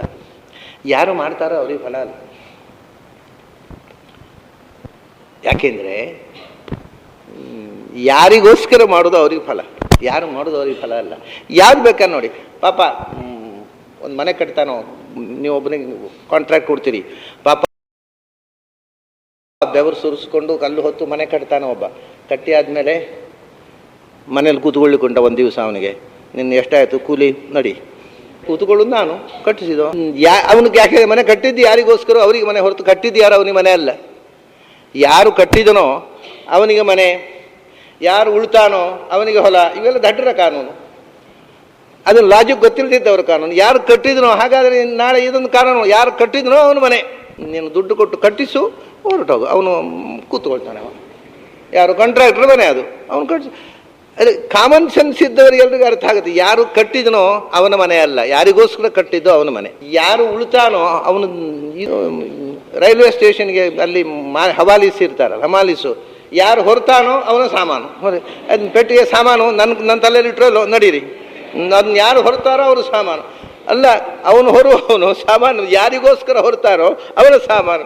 ಇಡೀ ಜಗತ್ತಿನಲ್ಲಿ ನಿಯಮ ಇರುವುದು ಹಾಗೆ. ಯಾರು ಮಾಡ್ತಾನೋ ಅವನಲ್ಲ, ಯಾರಿಗೋಸ್ಕರ ಮಾಡೋದು ಅವನಿಗೆ. ಹೋಗ್ಕೊಳ್ಳಿ, ಕರ್ಮವನ್ನೇ ತಗೊಳ್ಳಿ. ಇದೆಲ್ಲ ಲೋಕದ ದೃಷ್ಟಾಂತ ಬೇಡ. ನಾವು ಮನೆಯಲ್ಲಿ ಏನೊಂದು ಪೂಜೆ ಆಗಬೇಕು, ಒಂದು ಹೋಮ ಆಗಬೇಕು, ಗಣೇಶ ಚೌತಿ ಗಣಹೋಮ, ಪುರೋಹಿತರೆ ಒಂದೊಂದು ಗಣಹೋಮ ಮಾಡ್ರಿ. ಗಣಹೋಮ ಮಾಡಿದ ಪುಣ್ಯ ಅವರಿಗೆ, ಅದು ನಾವು ಯಾಕೆ ಮಾಡಿಸ್ತೇವೆ? ನಮಗೆ ದುಡ್ಡು ಹೆಚ್ಚಾಗಿದೆಯಾ? ಅವ್ರು ಮಾಡಿದ್ದು ಮಾತ್ರ ಪುಣ್ಯ ನಮಗೆ ಅಲ್ಲ, ಅದಕ್ಕೆ ಅಲ್ಲ ಮಾಡಿಸೋದು. ಯಾರು ಮಾಡಿದ್ರು ಅವರಿಗೆ ಪುಣ್ಯ, ಆದರೆ ನಮಗೆ ಹಾಗೆ ಬರುತ್ತೆ. ಅದು ನಮಗೋಸ್ಕರ ಮಾಡಿದ್ದು ಸ್ವಾಮಿ ಅವರು. ಓಹೋ, ಎಲ್ಲ ಕಡೆ ಹೀಗೆ.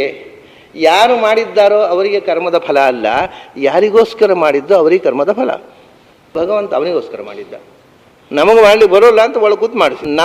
ನಮಗೋಸ್ಕರ ಅವನು ಮಾಡಿದ್ದು ಫಲ ನಮಗೆ ಬರಬೇಕಲ್ಲ, ಮತ್ತೆ ಅವನಿಗೆ ಹಾಕಿ ಹೋಗ್ಬೇಕು. ಇಷ್ಟು ಕಾಮನ್ ಸೆನ್ಸ್ ಇದು. ಯಾರಿಗೋಸ್ಕರ ಕರ್ಮ ಮಾಡುವುದೋ ಅವರಿಗೆ ಫಲ. ಇದು ಪ್ರತಿಯೊಂದು ಇಡೀ ಲೋಕದ ಯಾವ ಕ್ರಿಯೆ ನೋಡಿದರೂ ಹೀಗೇ ಇರೋದು. ಭಗವಂತನಿಗೆ ಮಾತ್ರ ಅವನು ಮಾಡಿದ ಅವನಿಗೆ ಹೋಗಿದ್ರೆ ಹಾಗೆ ಮಾಡಿದ್ನು ಅವನು ಸ್ವಂತಕ್ಕೆ. ಅದೇ ನಮಾಂ ಕರ್ಮಾಣಿ ನಚಮಾಂ ತಾನಿ ಕರ್ಮಾಣಿ ನಿಬಧ್ರಂತಿ. ಯಾವ ಕರ್ಮಗಳು ನನ್ನನ್ನು ಕಟ್ಟಿ ಹಾಕಲಾರವು ಅರ್ಜುನ ಅಂದ್ಬಿಟ್ಟ ಕೃಷ್ಣ. ನಚಮಾಂ, ಯಾಕೆ? ನಾನು ಕರ್ಮ ಮಾಡುವುದು ಅಂದ್ರೆ ನನಗೋಸ್ಕರ ಅಲ್ಲ. ಅದು ನನಗೋಸ್ಕರ ಮಾಡಿದರೆ ನಾನು ಅಂಟಿಸ್ಕೋಬೇಕು. ಇದು ನನ್ನ ಕರ್ಮ, ನನಗೋಸ್ಕರ, ನನ್ನ ಸುಖಕ್ಕೋಸ್ಕರ ನಾನು ಮಾಡ್ತಾ ಇದ್ದೇನೆ ಅಂದರೆ ಅದರಿಂದ ಬಂದ ಸುಖ ದುಃಖ ಎರಡಕ್ಕೂ ನಾನೇ ಬಾಧ್ಯ. ಇದು ನನಗೋಸ್ಕರ ಮಾಡಿದ್ದೇ ಅಲ್ಲ, ಅದರ ಸುಖಕ್ಕೂ ನಾನು ಬಾಧ್ಯ ಅಲ್ಲ, ದುಃಖ. ಅದು ಯಾರಿಗೋ, ಈಗ ಒಂದು ಮಗು ನಡೀಲಿಕ್ಕೆ ಕೊಡೋದಿಲ್ಲ, ಅದಕ್ಕೆ ಅದನ್ನು ಕೈ ಹಿಡಿದು ನಡೆಸ್ತೇವೆ ನಾವು. ಬಾ, ಒಂದು ಹೆಜ್ಜೆ ಇಡು, ಇನ್ನೊಂದು ಹೆಜ್ಜೆ ಇಡು, ಇನ್ನೊಂದು ಹೆಜ್ಜೆ ಇಡು. ಅದನ್ನು ನಡೆಸುವುದರಿಂದ ನಡೆಯುವ ಕಲಿಕೆಯ ಫಲ ಯಾರಿಗೆ? ನಮಗ, ಮಗುವಿಗ. ನಾವೇ ನಡೆಸುವುದು. ಅದನ್ನು ದೇವರೆದುರು ಕರ್ಕೊಂಡೋಗಿ ದೇವರಿಗೆ ನಮಸ್ಕಾರ ಮಾಡು ಅಂತೇವೆ. ಅದು ಗೊತ್ತುಂಟಾ? ನಮಸ್ಕಾರ ಮಾಡಿ ಬರುತ್ತಾ? ಕಡೆ ನಾವೇ ಅದನ್ನು ಹೀಗೆ ಅಡ್ಡ ಮಲಗಿಸ್ತೇವೆ. ತಲೆಯನ್ನು ದೇವರಿಗೆ ನಮಸ್ಕಾರ ಮಾಡು. ನಮಸ್ಕಾರ ಮಾಡಿದ ಪುಣ್ಯ ಮಗುವಿಗೆ ಮಾಡಿಸಿದ್ದು ನಾವು. ಹೀಗೆ ಅವರು ಯಾರಿಗೆ ಅದರ ಫಲ ಬರಬೇಕು ಅಂತ ನಾವು ಮಾಡ್ತೇವೋ ಅವರಿಗೇ ಫಲ ಬರಬಾರ್ದು. ಯಾರು ಮಾಡಿದರೋ ಅವರಿಗೆ, ಯಾರು ಮಾಡಿಸಿದರೋ ಅವರಿಗೆ ಅಲ್ಲ. ಎಷ್ಟು ತಮಾಷೆ ಅಂದರೆ ಇಂಥ ಸಣ್ಣ ಸಂಗತಿಗಳು ಕೂಡ ಬಹಳ ಜನರಿಗೆ ತಲೆಗೆ ಹೋಗೋದಿಲ್ಲ. ದೇವರು ಮಾಡಿಸಿದ ದೇವರಿಗೆ ಫಲ ಸಿಗಲಿ ಅಂತ ಹೇಳ್ತಾರೆ. ನಮ್ಮಲ್ಲಿ ಏನೋ ಒಂದು ದೋಷ ಇದೆ, ಥಿಂಕಿಂಗು. ಆ ಲಾಜಿಕಲ್ ಥಿಂಕಿಂಗೇ ಇಲ್ಲ, ಪೆದ್ದುತನದ ಚಿಂತನೆಗಳು. ಪ್ರಶ್ನೆಗಳನ್ನು ನೋಡಿದ್ರೇ ಯಾಕೆ ಇಷ್ಟು ಪೆದ್ದುತನ ಬೆಳೀತಾ ಇದೆ ನಮ್ಮ ದೇಶದಲ್ಲಿ? ಆ ಶಾರ್ಪ್ ಥಿಂಕಿಂಗ್ ಇಲ್ಲ ಅಂತ ಅನಿಸ್ತದೆ. ಈ ಪ್ರಶ್ನೆಗಳು ನೋಡಿದಾಗೆಲ್ಲ ಅಸಹ್ಯ ಆಗ್ತದೆ ಕೆಲವೊಮ್ಮೆ. ಎಷ್ಟು ಅಸಹ್ಯ ಪ್ರಶ್ನೆಗಳು. ಆ ಎಷ್ಟೋ ಸಂದರ್ಭಗಳಲ್ಲಿ ನಾವು ಏನು ಮಾಡ್ತೇವೆ ಅಂದರೆ ನಮ್ಮ ಪ್ರಶ್ನೆಗಳನ್ನು ಇನ್ನೊಬ್ಬರ ಮುಂದೆ ಇಡುವ ಮೂಲಕ ನಮ್ಮ ದಡ್ಡತನವನ್ನು ಇನ್ನೊಬ್ಬರ ಮುಂದೆ ನಾವು ತೆರೆದಿಡ್ತೇವೆ ಅಷ್ಟೇ, ಇನ್ನೇನಿಲ್ಲ. ಅಂದ ನಚಮಾಂ ತಾನಿ ಕರ್ಮಾಣಿ ನಿಬಧ್ರಂತಿ. ಯಾವ ಕರ್ಮಗಳು ನನ್ನನ್ನು ಬಂಧಿಸುವುದಿಲ್ಲ. ಯಾಕೆಂದರೆ ನನಗೋಸ್ಕರ ಯಾವುದೂ ಮಾಡಿಲ್ಲ ನಾನು. ಮತ್ತು ಎಲ್ಲವೂ ನನ್ನ ಅಧೀನವಾದ ನನಗೆ ಕಾಟ ಕೊಡೋದು ಹೇಗೆ? ನಾನು ಸ್ವತಂತ್ರನಾದ್ದರಿಂದ ಕರ್ಮ ನನ್ನನ್ನು ಬಂಧಿಸುವುದು. ನಾನು ನನಗೋಸ್ಕರ ಏನೂ ಮಾಡುವುದಿಲ್ಲ, ಆದ್ದರಿಂದ ಕರ್ಮ ನನಗೆ ಅಂಟುವುದಿಲ್ಲ. ನಚಮಾಂ ತಾನಿ ಕರ್ಮಾಣಿ ನಿಬಧ್ನಂತಿ ಧನಂಜಯ. ಇದನ್ನ ಅರ್ಜುನನಿಗೆ ಒಂದು ವಿಶೇಷಣ, ಧನಂಜಯ ಅಂತ. ಈ ಕರ್ಮ ಅಂಟುವುದಿಲ್ಲ ಅನ್ನುವುದಕ್ಕೆ ಒಂದು ದೃಷ್ಟಾಂತವಾಗಿ ಅವನಿಗೆ ನಿನಗೆ ಧನಂಜಯ ಅಂತ ಹೆಸರಿಲ್ಲ. ಹಾಗೆ ಅದಕ್ಕೆ ಏನ್ರಿ ಸಂಬಂಧ? ಧನಂಜಯ ಅಂತ ಯಾಕೆ ಹೆಸರು? ಧನಂಜಯ ಅಂದರೆ ಯಾವ್ಯಾವುದೋ ರಾಜ್ಯಕ್ಕೆ ಹೋಗಿ ಆ ರಾಜ್ಯದಲ್ಲಿರತಕ್ಕಂಥ ಅರಸರನ್ನು ಸೋಲಿಸಿ ಅಲ್ಲಿಯ ಸಂಪತ್ತನ್ನು ಲೂಟಿ ಮಾಡಿ ತರುವವ ಅಂತ ಅರ್ಥ. ಇನ್ನೊಂದು ದೇಶದ ರಾಜನನ್ನು ಸೋಲಿಸಿ ಅಲ್ಲಿಯ ಸಂಪತ್ತನ್ನು ತಂದು ತಮ್ಮ ರಾಜ್ಯಕ್ಕೆ ತಂದು ತುಂಬಿಸುವವ. ಸೊ ಶತ್ರು ರಾಜ್ಯದ ಸಂಪತ್ತನ್ನು ಗೆದೆಯುವವ ಅಂತ. ಯಾರ್ಯಾರದ್ದು ಸಂಪತ್ತನ್ನು ಲೂಟಿ ಮಾಡಿ ಪಾಪ ಬರೋದಿಲ್ವ? ಅದೊಂದು ದೊಡ್ಡ ಕ್ವಾಲಿಫಿಕೇಶನ್ ನಿಂದು. ಧನಂಜಯ ಅಂದರೆ ಏನರ್ಥ? ಕೆಟ್ಟ ಅರ್ಥ ಅಂದರೆ ಯಾರ್ಯಾರದ್ದು ತಲೆ ಹೊಡೆದು ದುಡ್ಡು ತರುವವ ಅಂತ ಅರ್ಥ ಅಲ್ವಾ? ಆದರೆ ಧನಂಜಯ ಅಂತ ನಿನಗೆ ದೊಡ್ಡ ಟೈಟ್ಲು, ಅದು ಹೆಂಗೆ ಟೈಟ್ಲ್ ಆಯಿತು? ಮಹಾ ಕೆಟ್ಟ ಕೆಲಸ ಅದು. ರಾಜ್ಯಕ್ಕೆ ಹೋಗೋದು, ಅಲ್ಲಿ ಸೈನಿಕರನ್ನು ಸೋಲಿಸುವುದು, ಅಲ್ಲಿ ಸಂಪತ್ತನ್ನು ದೋಚುವುದು, ತರುವುದು, ಅದೊಂದು ದೊಡ್ಡ ನಿನಗೆ ಟೈಟ್ಲೇ ಹಾಗೆ. ಅದು ನಿನಗೆ ಟೈಟ್ಲ್ ಆಗಬಹುದು, ಆದರೆ ಸರ್ವ ಸೃಷ್ಟಿಸಿ ಸಂಹಾರ ಕರ್ತರು ಅಂತ ನನಗೂ ಟೈಟ್ಲ್ ಆಗುವ. ಧನಂಜಯ ಏನು ಅಂದರೆ, ಎಲ್ಲಿ ನೀನು ಹೋಗಿ ಯುದ್ಧ ಮಾಡ್ತಿ? ಎಲ್ಲೋ ಒಂದು ಕಡೆ ಈಗ ನಾವು ನೋಡ್ತೇವೆ, ದುರ್ಯೋಧನನಂಥ, ಜರಾಸಂಧನಂಥ, ಕೀಚಕನಂಥ, ಕಂಸನಂಥ ರಾಜರು ಜನರಿಂದ ದೋಚಿ ಸಂಪತ್ತನ್ನು ತಮ್ಮ ಕೋಶವನ್ನು ತುಂಬಿಸಿಕೊಂಡು ಜನರಿಗೆ ಕಾಟ ಕೊಡುವವರಾಗಿದ್ದಾಗ ಅವನು ಹೋಗ್ತಾನೆ ಮತ್ತು ಹಿಂದಿನ ಒಳ್ಳೆಯ ಕ್ಷತ್ರಿಯರು ಕೃಷ್ಣ ಮಾಡಿದ್ದ ಈ ಕೆಲಸವನ್ನು ಹೋಗಿ ಅವನ ಸಂಪತ್ತನ್ನು, ಯಾಕೆಂದರೆ ಆ ಸಂಪತ್ತು ಜನರಿಂದ ಕೊಳ್ಳೆ ಹೊಡೆದದ್ದು, ಟ್ಯಾಕ್ಸ್ ಕಂದಾಯ ರೂಪದಿಂದ ಜನರಿಂದ ತಗೊಂಡು ಅದನ್ನು ಜನರ ಉಪಯೋಗಕ್ಕೆ ಬಳಸದೆ ತನ್ನ ಸ್ವಾರ್ಥಕ್ಕೋಸ್ಕರ ಬಳಸಿದ ಆ ಕ್ಷತ್ರಿಯರು ಬಳಸಿದಾಗ ಅಂಥ ಕ್ಷತ್ರಿಯರನ್ನು ಸಂಹಾರ ಮಾಡಿ ಆ ಸಂಪತ್ತನ್ನು ಜನರ ಉಪಯೋಗಕ್ಕೋಸ್ಕರ ತಂದು ತನ್ನ ಕೋಶ, ತಮ್ಮ ರಾಜ್ಯವನ್ನು ಬೆಳೆಸುವುದು, ಇದು ಪುಣ್ಯ ಕಾರ್ಯ. ಹಾಗಾದರೆ ಆ ಶಬ್ದಕ್ಕೆ ನಾವು ಯಾವುದೇ ಒಂದು ಸಂಗತಿಯನ್ನು ಹೇಗೆ ನೋಡ್ತೇವೆ ಅನ್ನೋದರಿಂದ ಅದು ಒಳ್ಳೆಯ ಕೆಲಸವಾಗುವುದು ಕೆಟ್ಟ. ಯಾವ್ಯಾವುದೋ ರಾಜ್ಯಕ್ಕೆ ಹೋಗಿ ತಲೆ ಹೊಡೆದು ಅಲ್ಲಿಯ ಸಂಪತ್ತನ್ನೆಲ್ಲ ಕೊಳ್ಳೆ ಹೊಡೆದು ಬರುವ ಅಂದರೆ ಮಹಾನೀಚ ಕೆಲಸ, ಡಕಾಯಿತಿ. ಅದು ಬೇರೆ, ಅದನ್ನು ಏಕಲವ್ಯ ಮಾಡ್ತಿದ್ದ, ಅವನು ಪುಣ್ಯ ಕಾರ್ಯ ಅಂತ ಹೇಳಿಲ್ಲ. ಏಕಲವ್ಯ ಡಕಾಯಿತಿ ಮಟ್ಟವನು, ಅವನು ಆ ಕಾಲದಲ್ಲಿ ದೊಡ್ಡ ಫೇಮಸ್ ಟೆರರಿಸ್ಟ್ ಆರ್ ಡಕಾಯತ್. ಅವನು ಅದಕ್ಕೋಸ್ಕರ ಅವನನ್ನು ಕೃಷ್ಣ ಕೊಂದ. ಕೃಷ್ಣ ನಿಂತು ಕೆಲವೆಲ್ಲ ಸಂಗತಿಗಳನ್ನು ಮುಚ್ಚಿಟ್ಟು ಏಕಲವ್ಯನ ಬಗ್ಗೆ ನಾನು ಮೊನ್ನೆ ಎಲ್ಲೋ ಒಂದು ಬೋರ್ಡ್ ನೋಡಿದೆ, ರಾಯಚೂರಿನಲ್ಲಿ ಗೋಡೆಯಲ್ಲಿ ಬೋರ್ಡ್ ಬರೆದಿದ್ರು. ಅಂದರೆ ಜನರನ್ನು ಎಷ್ಟು ಮಿಸ್ಗೈಡ್ ಮಾಡ್ತಾರೆ. ನಮಗೆ ಇಂಡಿಯನ್ ಎಜುಕೇಷನ್ನಲ್ಲಿ ಇಂಡಿಯನ್ನೆಸ್ ಬೇಕು ಅಂತ ಏನೋ ಸರ್ಕಾರದಲ್ಲಿ ಕೆಲವರು ಹೇಳಿದರು. ಹೇಳಿದುಕೊಳ್ಳಿ, ಇಂಡಿಯನ್ನೆಸ್ಸು ಅಂದರೆ ಅದು ಕೇಸರೀಕರಣ ಅಂತ, ಅದಕ್ಕೆ ಈ ವಿರೋಧ ಪಕ್ಷದವರೆಲ್ಲ ಒಂದು ಕೇಸರೀಕರಣ. ಅದಕ್ಕೆ ಒಂದು ಏನು ಅಂದರೆ ಭಾರತೀಯ ಒಂದು ಬೋರ್ಡು ರಸ್ತೆಯಲ್ಲಿ ದೊಡ್ಡದಾಗಿ ಬರೆದಾರೆ, ಒಂದು ಗೋಡೆಯಲ್ಲಿ ರಾಯಚೂರಿನಲ್ಲಿ ನೋಡಿದೆ. ಏನು ಅಂದರೆ ಭಾರತೀಕರಣ ಅಂತಂದರೆ ಏಕಲವ್ಯನ ಬೆರಳು ಕತ್ತರಿಸಿ ಮತ್ತೆ ಪಾಂಡವರನ್ನು ಪಕ್ಷಪಾತ ಮಾಡಿದ ದ್ರೋಣಾಚಾರ್ಯರ ಬ್ರಾಹ್ಮಣೀಕರಣ ಅಂತ ಅರ್ಥ. ಇದು ಮತ್ತೆ ಬ್ರಾಹ್ಮಣರಿಗೆ ಎತ್ತಿಕಟ್ಟುವ ಪ್ರವೃತ್ತಿ, ಇದನ್ನು ವಿರೋಧ ಮಾಡಿ ಅಂತ ದೊಡ್ಡದಾಗಿ ಬರೆದಿದ್ದಾರೆ. ಯಾಕಂದರೆ ಅದಕ್ಕೆ ಇಂಡಿಯನ್ ಎಜುಕೇಷನ್ ಅಂದರೆ ಅರ್ಥ ಮತ್ತೆ ಶೂದ್ರರು ಕಲಿಯದಂತೆ ಮಾಡಿ ಬ್ರಾಹ್ಮಣರು ಮಾತ್ರ ವಿದ್ಯೆ ಕಲಿಯುವಂತೆ ಮಾಡುವ ಪ್ರವೃತ್ತಿ ಇದು. ಬಿವೇರ್, ಎಚ್ಚರ, ಈ ಮನೋವೃತ್ತಿ ಇದು ಬ್ರಾಹ್ಮಣೀಕರಣ. ಅದರಿಂದ ಇದು ಭಾರತೀಕರಣ ಅಲ್ಲ, ಇದನ್ನು ಪ್ರತಿಯೊಬ್ಬ ಭಾರತೀಯನು ಪ್ರತಿಭಟಿಸಬೇಕು ಅಂತ ಬೋರ್ಡು ಅಲ್ಲಲ್ಲಿ ಹಾಕ್ತಾರೆ. ಜನರನ್ನು ತಲೆಕೆಡಿಸಲಿಕ್ಕೆ ಸುಶೀಲಕ ತಂತ್ರಗಳಿವೆ. ಇಲ್ಲಿ ದ್ರೋಣಾಚಾರ್ಯರು ಬ್ರಾಹ್ಮಣ, ಏಕಲವ್ಯ ಶೂದ್ರ ಅಂತ ಇಟ್ಕೊಂಡು, ಆದ್ದರಿಂದ ಅವನ ಬೆರಳು ಏಕಲವ್ಯ ಶೂದ್ರ, ಆದ್ದರಿಂದ ಅವನ ಬೆರಳು ಕತ್ತರಿಸಿದ್ದಲ್ಲ. ಇದು ರಾಮಾಯಣದಲ್ಲಿ ಉಂಟು ನೋಡಿ. ಅವನು ಶೂದ್ರ ತಪಸ್ವಿ, ಆದ್ದರಿಂದ ರಾಮ ಹೋಗಿ ತಲೆಗಡದ. ಬ್ರಾಹ್ಮಣರ ಪಕ್ಷಪಾತಿ ರಾಮಚಂದ್ರ. ಏನು ರಾಮರಾಜ್ಯ? ರಾಮರಾಜ್ಯ ಅಂತಂದ್ರೆ ಒಂದು ಹೇಳ್ಬೋದು ಇದನ್ನು. ರಾಮರಾಜ್ಯ ಗಾಂಧೀಜಿ ಹೇಳ್ತಿದ್ರು ಪಾಪ. ರಾಮರಾಜ್ಯ ಅಂದರೆ ಶೂದ್ರರ ಮಕ್ಕಳನ್ನು ತಲೆ ಕಡಿದು ಮತ್ತೆ ಬ್ರಾಹ್ಮಣರನ್ನು ಬದುಕಿಸುವ ರಾಜ್ಯ ಅಂತ ಬೋರ್ಡ್ ಹಾಕ್ಬೋದು. ನಮ್ಮ ದೇಶದಲ್ಲಿ ತಲೆ ನೆಟ್ಟಗಾಗುವುದು ಯಾವಾಗ? ನಮ್ಮ ಜನರಿಗೆ ಹೀಗೆಯೇ ಪ್ರತಿಯೊಂದನ್ನು ರಾಂಗ್ ಕಾನ್ಸೆಪ್ಟಿನಿಂದ ತಪ್ಪಾಗಿ ಗ್ರಹಣ ಮಾಡಿ ಪ್ರತಿಯೊಂದನ್ನು ಜಾತಿವಾರಾಗಿ ನೋಡುವುದು.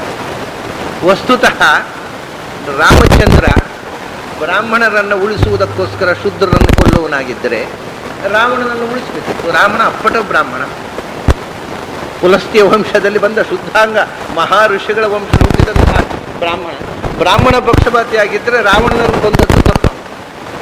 ಅವನಿಗೆ ಎಂಥದೇ ಆಗಿ ನಮ್ಮ ಜಾತಿಯ ಅವ್ನು ಕೊಡ್ಬಾರ್ದಪ್ಪ ಅಲ್ವಾ? ಹಂಗೆ ಮಾಡ್ಬೇಕಿತ್ತು. ಅವನು ಏನು ಎಷ್ಟೇ ನೀಚೆ ಇದ್ದು ಯಾವ ಹುಡುಗಿಯನ್ನೇ ಅಪಹಾರ ಮಾಡಲಿ, ಏನಾದ್ರು ಬ್ರಾಹ್ಮಣ ಹೌದಲ್ಲೋ ಡಿಫೆಂಡ್ ಮಾಡಿ. ನಮ್ಮ ಜಾತಿಯವರು ತಪ್ಪು ಮಾಡಿದ್ರೆ ನಾವು ನಮಗೆ ಸಂಘಟನೆ ಜಾತಿ ಏನು ನಮ್ಮ ಜಾತಿಯವರು ಏನು ಮಾಡಿದರೂ ಅವರಿಗೆ ಜಯವಾಗಲಿ ಅನ್ನೋದು ಸಂಘಟನೆ ಮಾಡಬೇಕಿತ್ತಲ್ವ. ರಾಮಚಂದ್ರ ಯಾಕೆ ರಾವಣನನ್ನು ರಾಮಚಂದ್ರ ಕೊಂದ? ಅವನ ದೊಡ್ಡ ಶತ್ರು ಬ್ರಾಹ್ಮಣ. ರಾಯಚೂರಿನಲ್ಲೇ ಒಂದು ಸರ್ತಿ ಹೋದಾಗ ಇದೇ ಪ್ರಸಂಗ ನಡೀತು. ಒಬ್ಬ ವಾಷರ್ಮನ್ ಅಗಸರವ ಡಯಸ್ಸಿಗೆ ಬಂದ. ನಾವು ಉಪನ್ಯಾಸ ಮುಗಿದ ತಕ್ಷಣ ಬಂದು ನಾವು ಒಂದು ಕಾರ್ಯಕ್ರಮ ಇಟ್ಕೊಂಡಿದ್ದೀವಿ. ಏನಪ್ಪ, ರಾಮಾಯಣವನ್ನು ಸುಡ್ತೀವಿ ನಾವು. ಹೌದಾ? ಯಾಕೆ ಕಟ್ಟಿಗೆ ಇಲ್ವಾ ರಾಯಚೂರಿನಲ್ಲಿ ನಿಮಗೆ? ರಾಮಾಯಣ ಯಾಕೆ ಸುಡಬೇಕಾಯ್ತು ಅಂತ ಕೇಳಿದೆ. ಅದಕ್ಕೆ ಇಲ್ರಿ, ಅನ್ಯಾಯ ಮಾಡಿದ್ದಾನೆ ವಾಲ್ಮೀಕಿ ನಮಗೆ. ಹೌದಾ? ಏನು ಅನ್ಯಾಯ ಮಾಡಿ ನೋಡಿ. ರಾಮಚಂದ್ರ ಸೀತೆಯನ್ನು ಕಾಡಿ ಕಳಿಸಿದ್ದು ಯಾಕೆ? ಯಾರೋ ಒಬ್ಬ ಅಗಸ್ರವ ಹೆಂಡತಿಯನ್ನು ಬೈದಂತೆ. ಅಗಸ್ರವ ಹೆಂಡತಿಯನ್ನು ಬೈದದ್ದಕ್ಕೋಸ್ಕರ ಸೀತೆಯನ್ನು ಕಾಡಿ ಕಳಿಸಬೇಕಾಯ್ತು. ಅದೇನು ಅಗಸ್ರವರೇ ಆಗಬೇಕಾ? ಹಾಗೆ ಬೈಯೋನು ಬೇರೆ ಜಾತಿಯವರು ಇರಲಿಲ್ವಾ? ನಮ್ಮ ಜಾತಿಯವರನ್ನು ಯಾಕೆ ಇನ್ಸರ್ಟ್ ಮಾಡಿದ ವಾಲ್ಮೀಕಿ, ಅದಕ್ಕೆ ವಾಲ್ಮೀಕಿ ರಾಮಾಯಣ ಸುಟ್ಟೇ ಬಿಡ್ತೇವೆ ನಾವು. ಓ, ಇದು ಕಷ್ಟ ಆಯ್ತಲ್ಲ ನೋಡಿ. ನಮ್ಮ ಮನುಷ್ಯರ ಚಿಂತನ ಯಾವ ಪ್ರತಿಯೊಂದು ಸಂಗತಿಯನ್ನು ಜಾತೀಯವಾಗಿಯೇ ಯೋಚನೆ ಮಾಡದೆ ಬೇರೆ ರೀತಿಯಿಂದ ಯೋಚನೆ ಮಾಡದಂತೆ ಮಾಡಿಬಿಟ್ಟಿದೆ ನಮ್ಮ ರಾಜಕೀಯ. ನಾನು ಹೇಳಿದೆ ಆವಾಗ, ಇದೇ ಹೇಳಿದೆ ಅವನಿಗೆ, ಅಲ್ಲಯ್ಯ ಈಗ ನಿಮ್ಮ ಅಗಸರವನಿಗೆ ಇನ್ಸರ್ಟ್ ಮಾಡಿದ್ದಾನೆ, ಆದರೆ ಈಗ ಮೊದಲು ನಿಜವಾಗಿ ರಾಮಾಯಣ ಸುಡಬೇಕಾಗಿದ್ದರೆ ನೀವು ಸುಡುವುದಲ್ಲ, ಬ್ರಾಹ್ಮಣರು ಸುಡಬೇಕು. ಯಾಕೆ ಗೊತ್ತಾ? ಇದೇ ಹೇಳಿದೆ ನಾನು. ರಾವಣ ಯಾವ ಜಾತಿಯಪ್ಪ ಗೊತ್ತಿರಲಿಲ್ಲ ಅವನಿಗೆ. ಅವನು ಬ್ರಾಹ್ಮಣನಾದಂಥ ರಾವಣನನ್ನು ಕೊಲೆ ಮಾಡಿದ ಕಥೆಯನ್ನು ಹೇಳುವಂಥ ರಾಮಾಯಣ ಎಲ್ಲ ಬ್ರಾಹ್ಮಣರು ಸೇರಿ ಸುಟ್ಬಿಡ್ಬೇಕಿತ್ತು. ಸುಡಲಿಲ್ಲ. ಯಾಕೆಂದರೆ ಬ್ರಾಹ್ಮಣರು ಆದವರೆಲ್ಲ ಒಳ್ಳೆಯವರು ಇರಬೇಕಾಗಿಲ್ಲ. ಬ್ರಾಹ್ಮಣರಲ್ಲೂ ಒಳ್ಳೆಯವರಿದ್ದಾರೆ, ಬ್ರಾಹ್ಮಣರು ಕೆಟ್ಟವರಿದ್ದಾರೆ. ಎಲ್ಲ ಜಾತಿಗೂ ಒಳ್ಳೆಯವರು ಇದ್ದಾರೆ, ಎಲ್ಲ ಜಾತಿಯಲ್ಲೂ ಕೆಟ್ಟವರು ಇದ್ದಾರೆ. ಜಾತಿಗೂ ಒಳ್ಳೆಯದರ ಸಮಸ್ಯೆ ಇಲ್ಲ. ಆದ್ದರಿಂದ ಬ್ರಾಹ್ಮಣರಲ್ಲಿ ಕೆಟ್ಟ ಬ್ರಾಹ್ಮಣ ಆಗಿದ್ದರೆ ಶಿಕ್ಷೆ ಆಗಲೇಬೇಕು. ಇದು ರಾಮನ ಧರ್ಮ. ಬ್ರಾಹ್ಮಣರಲ್ಲಿ ಒಳ್ಳೆಯವರು ಇರ್ತಾರೆ, ಕೆಟ್ಟವರು ಇರ್ತಾರೆ. ಅದರಲ್ಲಿ ಒಳ್ಳೆಯವರು ಇರ್ತಾರೆ, ಕೆಟ್ಟವರು ಇರ್ತಾರೆ. ಯಾರೋ ಒಬ್ಬ ಕೆಟ್ಟವಿದ್ದ ಅಂತ ನೀನು ಯಾಕೆ ತಲೆ ಕೆಡಿಸ್ಕೊಂಡು? ಆಗ ನಾನು ಸುಡೋದು ಬೇಡ ಏನ್ರಿ ಇಂದ ಬೇಡ ಬರ್ತೀವಿ. ಏನು ನಮ್ಮ ತಲೆಯಲ್ಲಿದೆ, ನಾವು ತಲೆಮಾರಿ ಬದುಕುವ ಜನ, ಯಾವ ಚಿಂತನೆಯೂ ಇಲ್ಲ, ಯಾವುದಲ್ಲೂ ಸೀರಿಯಸ್ ಇಲ್ಲ. ಇಂದು ಯಾರೋ ಒಬ್ಬ ರಾಜಕಾರಣಿ ಭಾಷಣ ಮಾಡಿಬಿಡ್ತಾನೆ, ಇದು ಬ್ರಾಹ್ಮಣಿಕರ ತಗೊಳ್ಳಿ, ಬೀದಿಯಲ್ಲಿ ಪ್ರತಿಭಟನೆ ಶುರುವಾಗುತ್ತೆ. ಜನರನ್ನು ತಲೆ ಕೆಡಿಸುವುದು ಒಂದು ಬಿಟ್ಟು ಇನ್ನು ಯಾವ ಕೆಲಸವನ್ನು ನಮ್ಮ ರಾಜಕಾರಣಿಗಳು ಮಾಡ್ತಾರೆ ಅಂತ ಅವರಿಗೂ ಗೊತ್ತಿಲ್ಲ. ಪುರಾಣದ ಕಥೆ ಅದು ತಮಗೆ ಗೊತ್ತಿರುವ ತಪ್ಪು ಕಥೆಗಳನ್ನ ಜನರ ತಲೆಗೆ ಹಾಕಿ ಜನರನ್ನು ಜಾತೀಯವಾಗಿ ಆಕ್ರೋಶ ಬರುವಂತೆ ಮಾಡಿ ಸಮಾಜವನ್ನು ಕಲುಷಿತಗೊಳಿಸುವ ಒಂದು ಕೆಲಸ ಬಿಟ್ಟು ಇನ್ನು 5 ಪೈಸೆ ಕೆಲಸ ಮಾಡ್ತಾ ಇಲ್ಲ ನಮ್ಮ ರಾಜಕಾರಣಿಗಳು. ನಮ್ಮ ಕರ್ನಾಟಕದ ಮುಖಂಡರೊಬ್ಬರು ಮುಂದಿನ ಜನ್ಮದಲ್ಲಿ ನಾನು ಇಸ್ಲಾಂ ಧರ್ಮದಲ್ಲೇ ಹುಟ್ಟಬೇಕು, ಯಾಕೆ ಈ ಜನ್ಮದಲ್ಲಿ ಸೇರ್ಬೋದಲ್ಲ, ಯಾರು ಹಿಂದೂ ಧರ್ಮಕ್ಕೆ ಬೇಡ ಆಗಿದ್ದಾರೆ, ಅನ್ವಾಂಟೆಡ್ ಎಲಿಮೆಂಟ್ ಯಾಕೆ ಕೂತಿದ್ದಾರೆ, ಇನ್ನು ಇಸ್ಲಾಂ ಧರ್ಮಕ್ಕೆ ಸೇರಿ ಮಸೀದಿಗೆ ಹೋಗ್ಬೋದಿತ್ತಲ್ಲ, ಯಾಕೆ ಮುಂದಿನ ಜನ್ಮದಲ್ಲಿ ಯಾಕೆ ಕಾಯಬೇಕು? ಏನು ಅವ್ರಿಗೆ ಪ್ರಾಯ ಇಸ್ಲಾಂ ಧರ್ಮ ನಿಮ್ಮನ್ನು ತಗೊಳ್ಳಲ್ಲ ಅಂತ ಹೇಳಿದ್ರು, ಏನೋ ನೀವು ನಮಗೂ ಉಪಯೋಗ ಈ ಜನ್ಮದಲ್ಲಿ ಹೋಗಿ ಸೇರ್ಬೋದಲ್ಲ, ಮುಂದಿನ ಜನ್ಮ ತನಕ ಯಾಕೆ ಹಿಂದೂಗಳಿಗೆ ಕಾಟ ಕೊಡಬೇಕಾ ಮನುಷ್ಯ?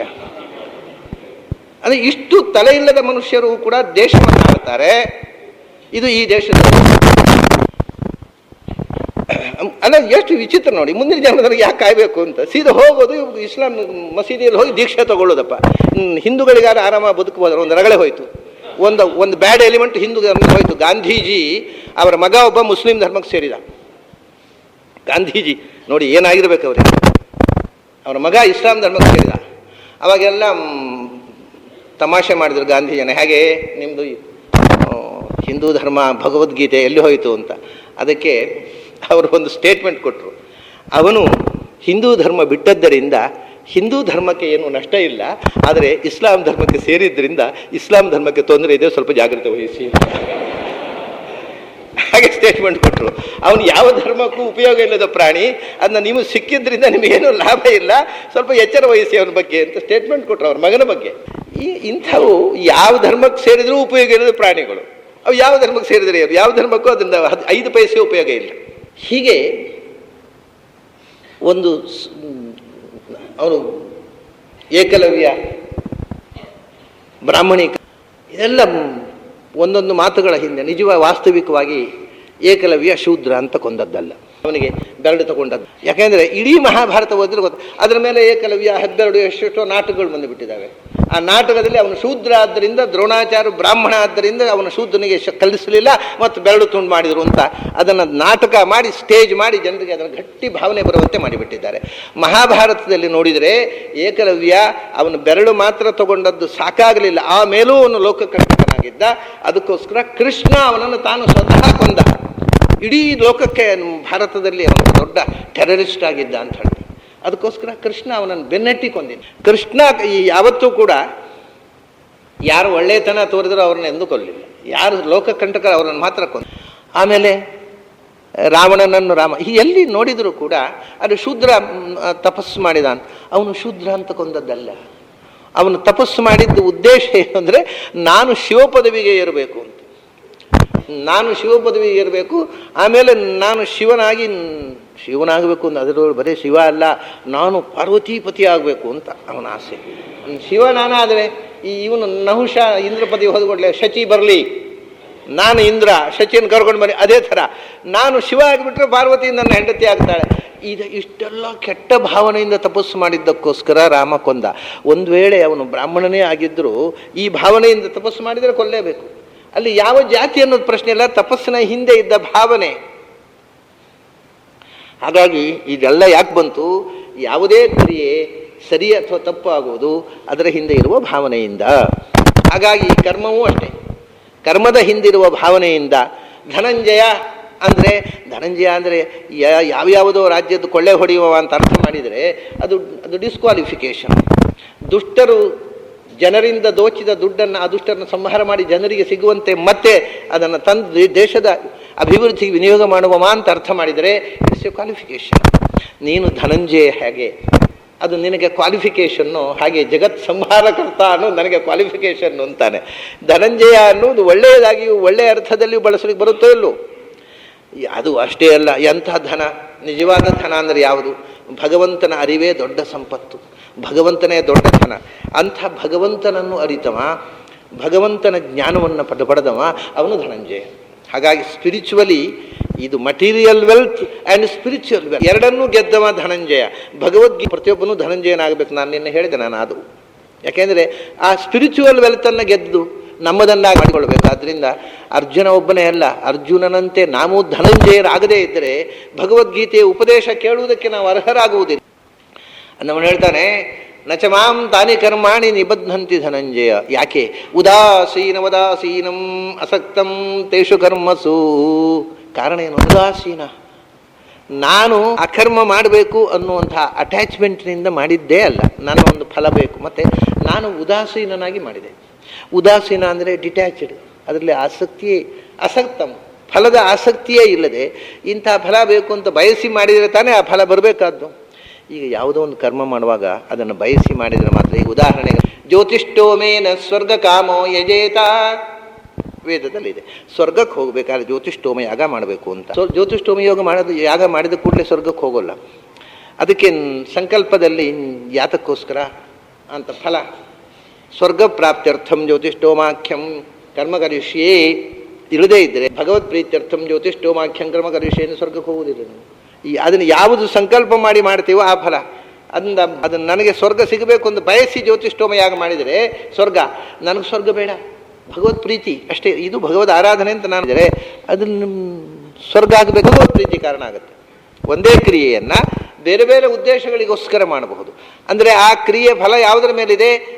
ನಾವು ಯಾವ ಫಲವನ್ನು ಬಯಸಿ ಮಾಡಿದೆ, ನಮ್ಮ ಬಯಕೆಯ ಮೇಲೆ. ಅವ್ರು ಹೇಳ್ತಾನೆ ಅಸಕ್ತಂ, ನನಗೆ ಯಾವ ಬಯಕೆಯ ಯಾವ ಫಲದ ಬಯದಲ್ಲ. ಅಸಕ್ತಂ ತೇಷು ಕರ್ಮಸು ಉದಾಸೀನವತ್. ಉದಾಸೀನ ಅಂದರೆ ನಿರ್ಲಿಪ್ತ, ತಟಸ್ಥ, ಇಂಡಿಫರೆಂಟ್. ಉದಾಸೀನ ಅಂದರೆ ನಮ್ಮಲ್ಲಿ ಕನ್ನಡದಲ್ಲಿ ಅಧ್ವಾನ. ಉದಾಸೀನ ಅಂದರೆ ಅಯ್ಯೋ ಇವತ್ತು ಏನು ಮಾಡಲಿಕ್ಕೆ ಉದಾಸೀನರು, ಏನೂ ಮಾಡೋಲ್ಲ, ನೀನು ಉದಾಸೀನ ಆಗಿದೆ, ಏನೋ ಮಾಡದೆ ಕೊಡ್ಬೋದಲ್ಲ, ಯಾಕೆ ಮಾಡಿದೆ ಸೃಷ್ಟಿ.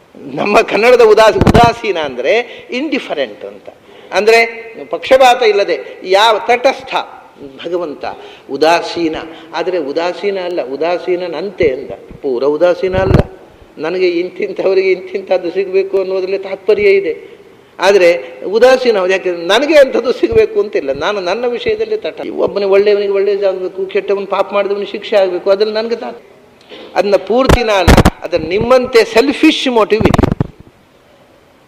ಸ್ವಂತಕ್ಕೆ ಏನು ಇಲ್ಲದಿದ್ದರೆ ಕರ್ಮ ಹೇಗೆ ಮಾಡಿ ಅಂದರೆ ಅದು ತಮಾಷೆ. ಕರ್ಮ ಮಾಡೋದಕ್ಕೆ ಸ್ವಂತಕ್ಕೆ ಏನು ಮೋಟಿವ್ ಬೇಡ. ಈಗ ನೋಡಿ, ಒಬ್ಬ ಮನುಷ್ಯ ಇದ್ದಾನೆ, ಅವನು ಏನು 10 ಪೈಸೆ ಕೊಡಬೇಕಾದ್ರೂ ಲೆಕ್ಕಾಚಾರ ಮಾಡಿ, ಪ್ರತಿಯೊಂದು ಲೆಕ್ಕಾಚಾರ, ಇದರಿಂದ ನನಗೆ ಏನು ಬೆನಿಫಿಟ್ಟು, ಏನು ಇನ್ವೆಸ್ಟ್ ಮಾಡುವಾಗಲೂ ಆ ಇನ್ವೆಸ್ಟ್ಮೆಂಟಿಗೆ ಒಂದು 10 ರೂಪಾಯಿ ಇನ್ವೆಸ್ಟ್ ಮಾಡಿದರೆ ಒಂದು 20 ರೂಪಾಯಿ ಲಾಭ ಬರಬೇಕು ಅವನಿಗೆ. ಹೀಗೆ ಲೆಕ್ಕಾಚಾರ ಮಾಡಿ ಇನ್ವೆಸ್ಟ್ ಮಾಡುವವನೊಬ್ಬನಿರ್ತಾನೆ. ಪ್ರತಿಯೊಂದು ಖರ್ಚು ಮಾಡಿ ಅದರಿಂದ ಲಾಭ ಪಡಿತಾನೆ, ತನ್ನ ಸಂಪತ್ತನ್ನು ಹೆಚ್ಚಿಸಿಕೊಳ್ತಾನೆ. ಮತ್ತೊಬ್ಬ ಏನೇನು ಅವನ ಕಿಸೆಯಲ್ಲಿ ಇದ್ದದ್ದೆಲ್ಲ ಯಾರು ಕೇಳಿದವ್ರಿಗೆ ಕೊಟ್ಬಿಡೋದು. ಪಾಪ ಯಾರೋ ಉಪವಾಸ ಇದ್ದಾರೆ ಅಂದರೆ ಎಲ್ಲ ಮನೆಯಲ್ಲಿ ಅಡುಗೆ ಮಾಡಿತ್ತು, ಅವನಿಗೆ ಒಪ್ಪತ್ತಿ ತಕ್ಕ ಇರೋದಲ್ಲಿ ಅದಕ್ಕೆ ಯಾರೋ ಉಪವಾಸ ಇದ್ದವನನ್ನು ಕೂಡ ತೆಗೆದುಕೊಟ್ಟ. ಹೀಗೆ ಇನ್ನೊಬ್ಬರ ಕಷ್ಟಕ್ಕೋಸ್ಕರ ತಾನು ತನ್ನಲ್ಲಿ ಇಲ್ಲದ್ದನ್ನು ತೆಗೆದುಕೊಟ್ಟು ತಾನು ಉಪವಾಸ ಕೊಡ್ತಾನಲ್ಲ, ಅವನು ಒಳ್ಳೆಯವನು. ದುಡ್ಡು ಈಗ ಇವನು ಕೊಡುವವನಿದ್ದಾನಲ್ಲ, ತನಗೆ ಒಂದು ಒಪ್ಪತ್ತಿಗೆ ಊಟಕ್ಕಿಲ್ಲ, ಆದರೆ 2 ದಿವಸದಿಂದ ಊಟ ಇಲ್ದಿದ್ದವನು ನೋಡಿದ, ಇವನು ಉಪವಾಸ ಕೂತವನ್ನೆಲ್ಲ ಕೊಡ್ತಾನೆ. ಕಿಸೆಯಲ್ಲಿ ಇದ್ದದ್ದೆಲ್ಲ ಯಾರೋ ಕಷ್ಟದಲ್ಲಿದ್ದವ್ರಿಗೆ ಕೊಡ್ತಾನೆ. ಇನ್ನೊಬ್ಬರಿಗೆ ಉಪಕಾರಕ್ಕೋಸ್ಕರ ತನ್ನ ಸ್ವಂತ ಉಪಕರ್ಮ, ಆ ಲಾಭವನ್ನು, ಸ್ವಂತ ಆದಾಯವನ್ನು ಮರೆತು ತನ್ನ ಸ್ವಾರ್ಥ ಕಳ್ಕೊಂಡು ಇನ್ನೊಬ್ಬರ ಉಪಕಾರಕ್ಕೋಸ್ಕರ ಮಾಡುತ್ತಿರ್ತಾರೆ. ಈ ಇಬ್ಬರಲ್ಲಿ ಸಮಾಜ ಯಾರ ಮೆಚ್ಚುತ್ತೆ? ಅಯ್ಯೋ ಅವನು ಇರ್ಬೋದ್ರಿ, ಲಕ್ಷಾಧೀಶ ಇವನು ಹಾಗಲ್ಲ. ಹಾಗಾದರೆ ಸ್ವಾರ್ಥ ಇಲ್ಲದೆ ಮಾಡುವವರ ಜನ ಮೆಚ್ಚಿಕೋತಾರೆ, ಸ್ವಾರ್ಥ ಇದ್ದು ಮಾಡುವವನ ಜನ ಮೆಚ್ಚಿಕೊಳ್ಳೋರು. ಪ್ರಯೋಜನ ಬೇಕು ಒಳಗಲ್ಲಿ ಏನು ಒಂದು ಸ್ವಾರ್ಥ ಯಾವುದೂ ಇಲ್ಲದೆ ಮಾಡಬಾರ್ದು. ಪರಾರ್ಥ ಇನ್ನೊಬ್ಬರಿಗೆ ಪ್ರಯೋಜನ ಇದೆ ಅಂತ ಮಾಡುವವರನ್ನು ಜನ ಮೆಚ್ಚಿಕೊಳ್ಳುತ್ತೆ, ಅದೇ ಮುಖ್ಯವಾದ ಪ್ರಯೋಜನ. ಭಗವಂತನಿಗೆ ಬರೀ ಪರಾರ್ಥ, ನಮಗೋಸ್ಕರ ಮಾಡೋದು, ಅವನಿಗೆ ಸ್ವಂತಕ್ಕೇನೂ ಇಲ್ಲ. ಅದರಿಂದ ಉದಾಸೀನಮದಾಸೀನಂ, ನಾನು ಮಾಡ್ತೀನಿ ಅದಕ್ಕೆ ಏನೋ ಉದ್ದೇಶ ಇದೆ, ಅದು ನನ್ನ ಸ್ವಂತ ಉದ್ದೇಶ ಏನೂ ಇಲ್ಲ. ಅದಕ್ಕೆ ಉದಾಸೀನವತ್ ಆಸೀನಂ ಅಸಕ್ತಂ ತೇಷು ಕರ್ಮಸು, ನನಗೆ ಕರ್ಮದಲ್ಲಿ ಫಲದ ಅಂಟು ಇಲ್ಲ, ನನಗೆ ಏನೋ ಒಂದು ಸಿಗಬೇಕು ಅನ್ನುವುದಕ್ಕೋಸ್ಕರ. ಯಾಕೆಂದರೆ ನಾನು ಪಡೆಯಬೇಕಾದ್ದು ನಮೇ ಪಾರ್ಥಾಸ್ತಿ ಕರ್ತವ್ಯಂ ತ್ರಿಷು ಲೋಕೇಶು ಕಿಂಚನ ನಾನು ವಾಪ್ತಂ ಅವಾಪ್ತವ್ಯಂ, ನಾನು ಮಾಡಬೇಕಾದ್ದು ಇಲ್ಲ, ನಾನು ಪಡೆಯಬೇಕಾದ್ದು ಇಲ್ಲ, ಆದರೂ ಮಾಡ್ತೀನಿ. ವರ್ತ ಏವಚ ಕರ್ಮಣಿ, ಎರಡೇ ಕಾರಣಕ್ಕೋಸ್ಕರ. ಒಂದು, ಈ ಜೀವಜಾತ ತಾನು ಬೆಳೆಯಬೇಕು ಅನ್ನೋದಕ್ಕೋಸ್ಕರ. ಇಲ್ಲದೇ ಇದ್ದರೆ ಜೀವ ನಾನು ಸೃಷ್ಟಿ ಮಾಡದೇ ಕೂತ್ರೆ ನೋಡಿ ಏನಾಗ್ತಿತ್ತು ಯೋಚನೆ. ಇಷ್ಟು ಜೀವಗಳಿವೆ, ಅವೆಲ್ಲ the souls are just like seeds, ಬೀಜಗಳ ಹಾಗೆ.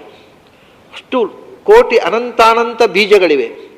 ಅದನ್ನು ಬಿತ್ತದೇ ಬಿಟ್ಟರೆ ಏನು ವೇಸ್ಟ್. ಅದು ಬೀಜ ಬೆಳೆಯೋದೇ ಇಲ್ಲ, ಬಿತ್ತದೇ ಬಿಟ್ಟರೆ ಹಾಗೆ ವೇಸ್ಟ್ ಆಗ್ತದೆ. ಅದನ್ನು ಬಿತ್ತಿದರೆ ಅದು ಗಿಡ ಆಗಿ, ಅದು ಮರವಾಗಿ, ಅದು ಮತ್ತೆ ಲಕ್ಷ ಲಕ್ಷ ಹಣ್ಣುಗಳನ್ನು ಕೊಡುತ್ತೆ, ಹೌದಾ?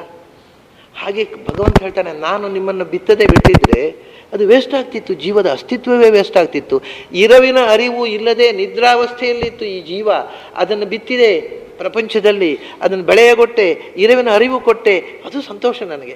ನನ್ನ ಮಕ್ಕಳು ಬೆಳೀತಾ ಇದ್ದಾವೆ ಅಷ್ಟೇ, ನನಗೇನು ಸ್ವಾರ್ಥ ಇಲ್ಲ. ನೀವು ಬೆಳೆಯದೇ ಇರ್ತಿದ್ರೆ ಈ ಜೀವದ ಅಸ್ತಿತ್ವ ವ್ಯರ್ಥ ಆಗ್ತಿತ್ತು ಅಂತ ಸೃಷ್ಟಿ ಮಾಡಿ, ನಿಮಗೋಸ್ಕರ ಸೃಷ್ಟಿ ಮಾಡಿದೆ, ನಿಮ್ಮ ವ್ಯಕ್ತಿತ್ವದ ವಿಕಾಸಕ್ಕೋಸ್ಕರ ಸೃಷ್ಟಿ ಮಾಡಿದೆ. ನನಗೆ ಯಾವ ಆಸಕ್ತಿಯೂ ಇಲ್ಲ ಅದರಲ್ಲಿ, ನನಗೆ ಆದದ್ದರಿಂದ ಲಾಭವೂ ಇಲ್ಲ, ಆಗದಿದ್ದ ನಷ್ಟವೂ ಇಲ್ಲ. ಆದರೆ ನಿಮಗೆ ತುಂಬ ನಷ್ಟ ಆಗ್ತಿತ್ತು ನಾನು ಸೃಷ್ಟಿ ಮಾಡದೇ ಇದ್ದೆ. ಭೂತ್ಯೈ ನಿಜಾಶ್ರಿತ ಜನಸ್ಯ ಹಿ ಸೃಜ್ಯ ಸೃಷ್ಟವು ಈಕ್ಷಾ ಬಭೂವ ಪರಸ್ಪರ. ಹೀಗೆ ಈ ಜೀವಜಾತ ಸೃಷ್ಟಿಯಾಗದೆ ವ್ಯರ್ಥವಾಗಬಾರದು ಅಂತ ಅದಕ್ಕೆ ಬಿದ್ದಿದೆ. ನೀವು ಬೆಳೆದದ್ದನ್ನು ನೋಡಿ ಸಂತೋಷಪಟ್ಟೆ ಅಷ್ಟೇ, ಅದೇ ಸಂತೋಷ ನನಗೆ. ಈ ಜೀವಗಳು ಬೆಳೀತಾ ಇವೆ, ಸಾರ್ಥಕ್ಯ ಪಡೀತಾ ಇವೆ, ಬದುಕಿನ ಅರ್ಥವಂತಿಕೆಯನ್ನು ಉಳಿಸಿಕೊಳ್ತಾ ಇವೆ ಅನ್ನೋದೇ ನನಗೆ ಅದರಿಂದ ಆನಂದ ಅಷ್ಟೇ. ನನಗೆ ಯಾವ ಸ್ವಾರ್ಥವೂ ಇಲ್ಲ, ನನಗೆ ಯಾವ ಕರ್ಮವೂ ಅಂಟುವುದಿಲ್ಲ. ಸ್ವಾರ್ಥ ಇದ್ದಾಗ ಅಂಟುವುದು, ಅದರಿಂದ ಸುಖ ದುಃಖ. ಈಗ ನೋಡಿ, ಯಾವಾಗಲೂ ಇದನ್ನು ನಿಮಗೆ ದೃಷ್ಟಾಂತ, ಕರ್ಮ ಮಾಡಿದರೆ ಅಂಟುವುದಲ್ಲ. ಈಗ ನಾನು ಯಾವಾಗಲೂ ದೃಷ್ಟಾಂತ ಕೊಟ್ಟಿದ್ದೆ ಹಿಂದೆ ಕೂಡ. ಒಂದು ಮಗು, ನಮ್ಮ ಮನೆಯಲ್ಲಿ ನಮ್ಮ ಮಗು ಜಾರಿ ಬೀಳುತ್ತೆ, ನಮ್ಮ ಮನೆಯ ಮಗು ಅದು. ಸರಿ, ನಾವು ಬಹಳ ಗಾಬರಿ ಆಗುತ್ತೆ, ಜಾರಿ ಬಿದ್ದ ತಕ್ಷಣ ಓಡ್ತೇವೆ, ಎತ್ತಿಕೋತೇವೆ, ಎಲ್ಲಿ ಗಾಯ ಆಯಿತು ಮಗು, ಏನಾಯಿತು ಅಂತ. ಸರಿ, ಅದಕ್ಕೆ ಆಯಿಂಟ್ಮೆಂಟ್ ಹಚ್ಚಬೇಕು, ಎಲ್ಲಿ ಏನು ನೋವಾಯಿತು. ಅದು ಮಕ್ಕಳಿಗೆ ಕೂಡ, ದೊಡ್ಡವರು ಎಷ್ಟು ದೊಡ್ಡವರು ಅನ್ನೋದು ಚಿಕ್ಕ ಮಕ್ಕಳಿಗೆ ಕೂಡ ಗೊತ್ತಿದೆ. ಅವು ಏನು ಅಂದರೆ, ಏನೂ ಗಾಯ ಆಗಿರೋದಿಲ್ಲ, ನೋವಾಗಿರೋದಿಲ್ಲ. ಆದರೆ ಗಾಯ ನೋವಾಗಿದೆ ಅಂತ ಕಿರಿಚಿದರೆ ಎತ್ತಿ ಮುದ್ದಾಡ್ತಾವೆ ಇವು ಅಂತ ಗೊತ್ತಿದೆ ಮಕ್ಕಳಿಗೆ.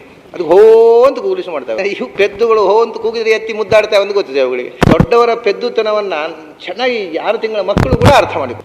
ಅವ ಯಾರು ಇಲ್ಲದೇ ಇದ್ದರೆ ಆಚೆ ಈಚೆ ನೋಡಿ ಎದ್ಕೊಂಡು ಹೋಗ್ಬಿಡ್ತಾವೆ ಬಿದ್ದರು. ಯಾರಾದ್ರು ಇದ್ದರೆ ಹೋ ಅಂತ ಅಲ್ಲೇ ಗಟ್ಟಿ ಕೂತ್ಬಿಡ್ತಾರೆ, ಯಾಕೆ ಆಡ್ತಾರೆ. ಈ ದೊಡ್ಡವರ ದೌರ್ಬಲ್ಯವನ್ನು ಚಿಕ್ಕ ಮಕ್ಕಳು ಕೂಡ ಅರ್ಥ ಮಾಡಿಕೊಂಡಿದ್ದಾರೆ. ಆದರೆ ಇದು ನಮಗೇನು ಉಪಚಾರ ಏನು, ಆಯಿಂಟ್ಮೆಂಟ್ ಹಚ್ಚೋದೇನು, ಎಲ್ಲಿ ನೋವಾಯಿತು ಮಗು, ಸರಿ ಅದು ಬಿದ್ದದ್ದರಿಂದ ಅದು ನಮಗೆ ಅದು ಅದಲ್ಲ. ಮತ್ತು ನಮ್ಮ ಮಗು ಬಿದ್ದದ್ರಿಂದ ಮಗು ಬಿದ್ದದ್ರಿಂದ ನಮಗೆ ದುಃಖ ಆದರೆ, ಯಾಕಂದರೆ ಪಕ್ಕದ ಮನೆ ಮಗು ಬಿತ್ತು, ಅದು ಬಿದ್ದು ಪಾಪ ಕಾಲು ಗಾಯ ಮಾಡಿಕೊಂಡಿತ್ತು, ನಾವೆಲ್ಲ ಆರಾಮಿದ್ದೇವೆ. ಏನ್ರಿ ಅದೇನೋ ಕೂಗುತ್ತಾ, ಅದೇ ನಮ್ಮ ಅಲ್ರಿ, ಅದು ಪಕ್ಕದ ಮನೆಯವ್ರ ಮಗು, ನಮ್ಮ ಮಗು ಅಲ್ಲ ಅದು ಪಕ್ಕದ ಮನೆಯವ್ರ ಮಗು. ನಮಗೆ ಅದು ಬಿದ್ದು ಕಾಲು ಮುರ್ಕೊಂಡಿದೆ, ನಾವು ಆರಾಮಿದ್ದೇವೆ. ಅದು ನಮ್ಮ ಮಗು ಅಲ್ರಿ, ಅವ್ರ ಪಕ್ಕದ ಅವ್ರದ್ದು. ಓಹೋ, ನಮ್ಮ ಮಗು ಆದರೆ ಮಾತ್ರ ನಮಗೆ ದುಃಖ ಆಗೋದು, ಮಗು ಬಿದ್ದದ್ರಿಂದ ದುಃಖ ಆಗೋದಿಲ್ಲ, ಆ ಮಗು ನಮ್ಮದಾದ್ರಿಂದ ದುಃಖ ಆಗೋದು. ಅಂದರೆ ನನ್ನದು ಅನ್ನೋದೇ ದುಃಖಕ್ಕೆ ಕಾರಣ. ಕೃಷ್ಣ ಭಗವಂತ ಹೇಳ್ತಾನೆ, ನನಗೆ ನನ್ನದು ಅಂತ ಇಲ್ಲೇ ಇಲ್ಲ, ನನ್ನದಲ್ಲದ್ದು, ಈ ಡಿಸ್ಕ್ರಿಮಿನೇಷನೇ ಇಲ್ಲ. ನೋಡಿ, ನಾವು ಕೈಯಲ್ಲಿ ಏನೋ ಗಾಯ ಮಾಡ್ಕೋತೇವೆ, ಉರಿದು ಶುರುವಾಗುತ್ತೆ, ನೋವು. ರಾತ್ರಿ ನಿದ್ರೆ ಬಂದುಬಿಡುತ್ತೆ, ನಿದ್ರೆ ಬಂದು ಎಚ್ಚರ ಆಗೋ ತನಕ ನೋವಿಲ್ಲ. ಆಮೇಲೆ ಬೆಳಗಾತಿ ಹೇಳುವಾಗೂ ನಾವು ಉರಿತಾ ಇರ್ತದೆ, ನಿದ್ರೆ ಬರುವಾಗ ನೋವು ಯಾಕಿಲ್ಲ, ನೋವಿನ ಸೆನ್ಸೇಷನ್ ಇಲ್ಲ ಅಂತ. ಯಾಕೆ ಸೆನ್ಸೇಷನ್ ಇಲ್ಲ? ಆ ಇಂದ್ರಿಯಗಳ ಕೆಲಸ ಮುಖ್ಯ. ಒಂದು ತಮಾಷೆ ಏನು ಗೊತ್ತು, ಸೆನ್ಸೇಷನ್ ಇಲ್ಲ ಅಷ್ಟೇ ಅಲ್ಲ, ಆವಾಗ ನಮಗೆ ಈಗ ನಿಮ್ಮ ಕೈಯಲ್ಲಿ ಗಾಯ ಆದರೆ ನನಗೆ ನೋವಾಗತ್ತಾ? ಇಲ್ಲ. ನನಗೆ ನೋವಾಗಬೇಕಾದ್ರೆ ನನ್ನ ಕೈ ಅಂತ ಗೊತ್ತಿರಬೇಕು. ನಿದ್ರೆಯಲ್ಲಿ ಇದು ನನ್ನ ಕೈ ಅನ್ನೋದೇ ಗೊತ್ತಿಲ್ಲ.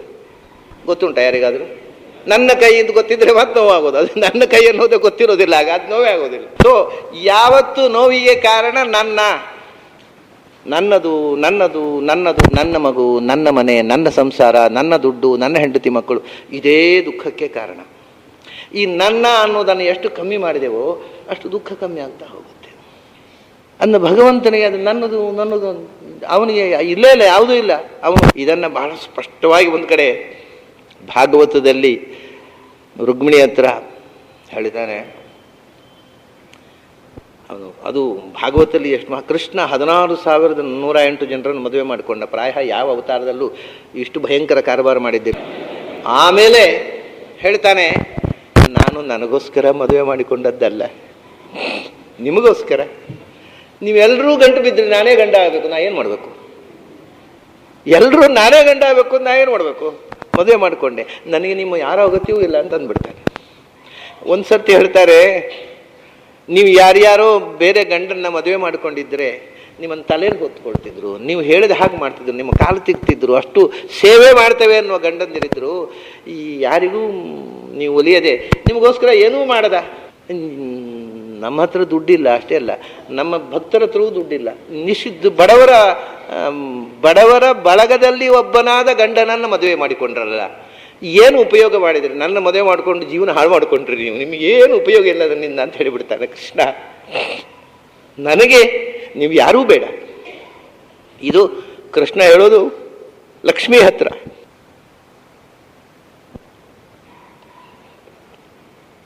ನನಗೆ ನಿನ್ನ ಅಗತ್ಯವೂ ಇಲ್ಲ ಅಂತ ಅಂದ್ಬಿಡ್ತಾರೆ. ಹಾಗಾಗಿ